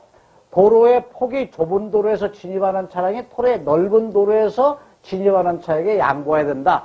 4차로에서 진입하는 차량이 2차로를 진행하는 차량보다 우선이 있다라고 하는 의미로 생각하시면 되겠어요. 따라서 2항은 맞는 얘기가 되는 거죠. 3항. 그 다음, 동시에 진입하는 경우에는 우측에서 진입하는 자동차가 우선이다. 동시에 교차로 같은 진입할 때는 우측에서 오는 자동차가 우선권을 갖고 있어요. 따라서 3항도 맞는 얘기가 되는 거고요. 4항을 보도록 하겠습니다. 좌회전할 경우에는 직진하거나 우회전하는 차에게 진로를 양보해야 된다. 좌회전하는 차량이 우회전하는 차량한테 양보를 해야 돼요. 따라서 우선권이 우회전한테 있습니다. 따라서 여기에서 71번에서는 맞는 것은 2항, 3항, 4항은 맞는 얘기예요. 그러나 1항 교차로에 진입 시 속도가 빠르다고 그래가지고 우선권이 있는 것은 아니다. 따라서 1항이 틀린 얘기가 되는 거죠. 따라서 여기에서 물어보는 것은 옳지 않는 것 그랬으니까 1항에다가 표기하시게 되면 정답이 되는 것이다. 이렇게 보시면 되겠습니다. 다음 72번 문제 보도록 하겠습니다. 다음 중 운전면허 행정처분인 벌점 60점에 해당되는 법규 위반 그랬어요. 운전면허증을 가지고 운전하면서 어떠한 그 법규를 위반하게 되면 벌점이 있는 것도 있고 없는 것도 있습니다만은 그 벌점은 100점이 있고요. 60점도 있고 그 다음에 40점도 있고 30점도 있고 15점, 10점 이렇게 벌점이 각각 그 법규를 어떤 걸 위반에 따라서 각기 다르긴 합니다. 자, 신호 및 지시 위반 벌점 얼마죠? 15점이에요. 규정속도 20km 초과 40km 이하의 과속을 한 경우 역시 벌점 15점입니다. 앞지르기 금지 시기라든가 장소를 위반한 경우 벌점 15점이에요. 그런데 규정속도 60km, 시속 60km를 초과해서 운행한 과속인 경우에는 벌점이 60점이 됩니다. 따라서 벌점이 어느 법규 위반을 하게 되면 얼마인가 여러분께서 요점 정리를 통해서 공부를 해 두셔야 되겠습니다만은 한 번 더 저와 같이 정리를 해보도록 하시죠. 자, 벌점 100점인 경우가 있죠. 이 벌점 경우는 100점인데 어떤 경우다? 음주운전이에요. 그 대신 혈중 알코올 농도가 0.08% 이상이 되면 면허증이 취소가 되지만 혈중 알코올 농도 0.03%에서 0.08%가 못 미치는 미만인 경우 이때는 100점이라고 해서 면허정지 100일이 되는 거겠죠. 벌점 100점 음주운전입니다. 다음 보복운전으로 형사 입건될 때 벌점 100점이에요. 확실하게 알아두시고요. 그 다음 벌점이 60점이 있어요. 조금 전에 설명드렸던 속도 위반, 과속인 것이죠. 규정속도에서 시속 60km 이상으로 초과해서 운행한 경우 벌점 60점. 그 다음 40점이 있어요. 벌점 40점인 경우는 어떤 경우냐? 정차, 주차 위반에 대한 조치 불응. 자, 주차를 했다? 딱지에 의해서 주차 위반이 되겠지만, 자, 자동차를 빨리 이쪽으로 이동해 주세요 하는데 그 조치에 대해서 응하지 않았을 때 이때는 벌점이 가해지게 되죠. 벌점 40점이고요. 공동 위험행위 또는 난폭운전으로 형사 입건된 경우 이때도 역시 벌점 40점이 됩니다. 그 다음에 승객이 차 안에서 소란행위를 했다. 운전자가 제지를 해야 되는데 제지를 하지 않았다.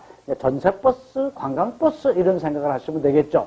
차 내에서 어떤 가무를 하고 어떤 큰 소리로 막 스피커를 통해서 어떤 소란을 피게 되면 역시 운전자한테 벌점 40점이 부과가 돼요. 벌점 30점이 있습니다. 벌점 30점 중앙선 침범 꼭 알아두시기 바랍니다.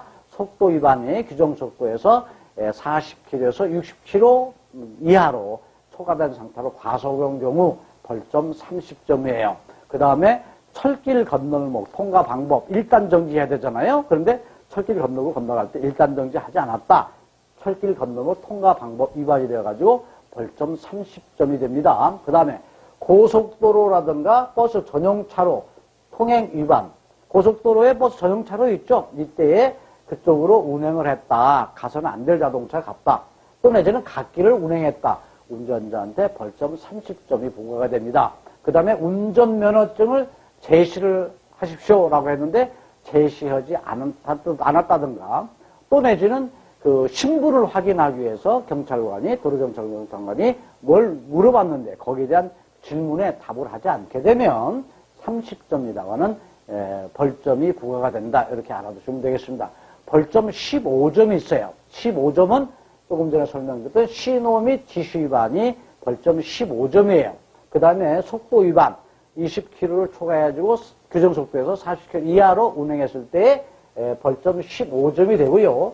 앞지르기 금지 시기라든가 또 내지는 장소를 위반한 경우 벌점 15점입니다. 여기서 알아두실 게 있어요. 혼동 오지 마십시오. 앞지르기 금지 시기라든가 장소를 위반한 경우는 벌점 15점이에요.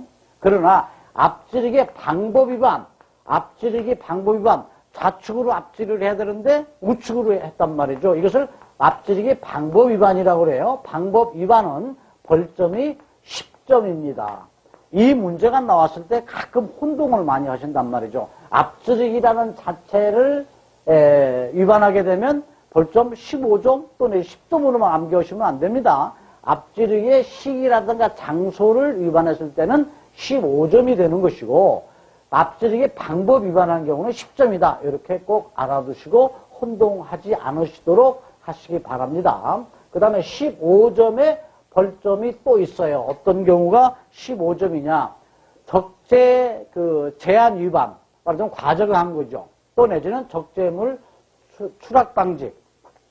적재물이 떨어지지 않아야 된단 말이죠. 그런데 화물자동차에 적재물이 떨어져가지고 어떤 사고가 야기됐다. 이때에 운전자한테 15점이라고 하는 벌점이 부과가 된다. 알아두시고요. 운전 중에 핸드폰이라고 그러죠. 모빌폰, 핸드폰, 휴대폰, 전화를 사용하게 되면 벌점 15점이 됩니다. 다음은 벌점 10점을 알아보도록 하겠습니다. 벌점 10점은요, 보도 침범이라든가 보도 횡단 방법을 위반한 경우, 어떤 건물을 들어갈 때는 인도라고 하는 보도를 건너가야 되잖아요. 이때는 일시 정지해야 되는데 일시 정지를 하지 않고 그냥 쑥 지나가 버렸다. 이때의 위반인 것이죠. 벌점 10점이 되는 거고요. 그 다음에 지정차로 정해져 있죠, 차로가. 근데 통행 위반을 했다. 10점이 되고요. 안전거리를 지키지 않았다. 안전거리 미확보 10점이 됩니다. 그 다음에 앞지르기 방법 위반이에요. 이건 방법 위반이에요. 조금 전에 말씀드렸던 장소라든가 시기를 지키지 않으면 15점이지만 방법을 위반했다. 말하자면 좌측으로 앞지를 해야 되는데 앞차의 우측으로 앞지를 했다. 이것이 앞지르기 방법 위반이 되겠죠. 벌점 10점이 됩니다. 그 다음에 벌점 10점이 또 있어요. 보행자 보호 불이행, 정지선을 위반했다. 이런 경우가 바로 이제 벌점 10점이 되는 것입니다. 그 다음에 안전운전을 하지 않았다. 이런 것들은 이제 벌점 10점이다. 이렇게 알아두시고요. 이 벌점 관계에 여러분께서 어느 항이 몇 점인가, 어느 법규 위반이 몇 점인가, 특히나 신호 위반 여러분 벌점 15점 꼭 알아두시고요. 중앙선 침범 벌점 30점 탁탁 금방 알아낼 수 있는 그렇게 암기가 좀 돼야 된다. 이렇게 말씀드리고요. 자, 그러면 사고 결과에 따른 벌점이 또 있어요. 사고가 발생이 됐다. 이때에 가해자한테 벌점이 주어지게 되는데 사망자냐 부상자냐에 따라서 다르죠. 따라서 인적 피해가 나왔는데 교통사고로 피해자가 사망한 경우 그 운전자 가해자한테 벌점 90점이 부과가 됩니다. 중상 한 명당 15점이에요.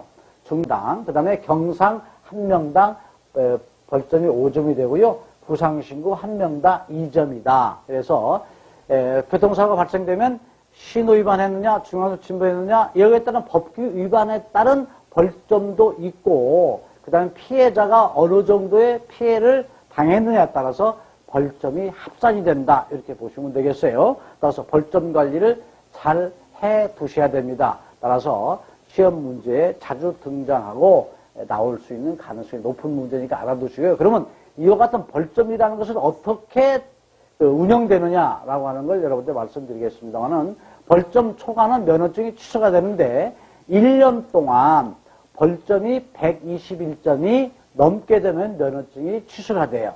근데 이걸 누적 관리합니다. 3년 동안 관리를 해요. 1년 동안 121점이 안 넘어서 면허증이 취소가 안 됐지만 2년 동안 201점 이상이 되버리면 면허증 취소가 되고요. 3년이 합산해 봤을 때 271점이 되게 되면 면허증이 취소가 돼요. 그러면 4년째는 어떻게 되냐? 1년 됐던 것이 없어지면서 3년만 계속 계산해 나가는 거예요. 따라서 1년간 121점 면허증 취소, 2년간 201점 면허증 취소, 그 다음에 3년간 271점 이상이면 취소된다.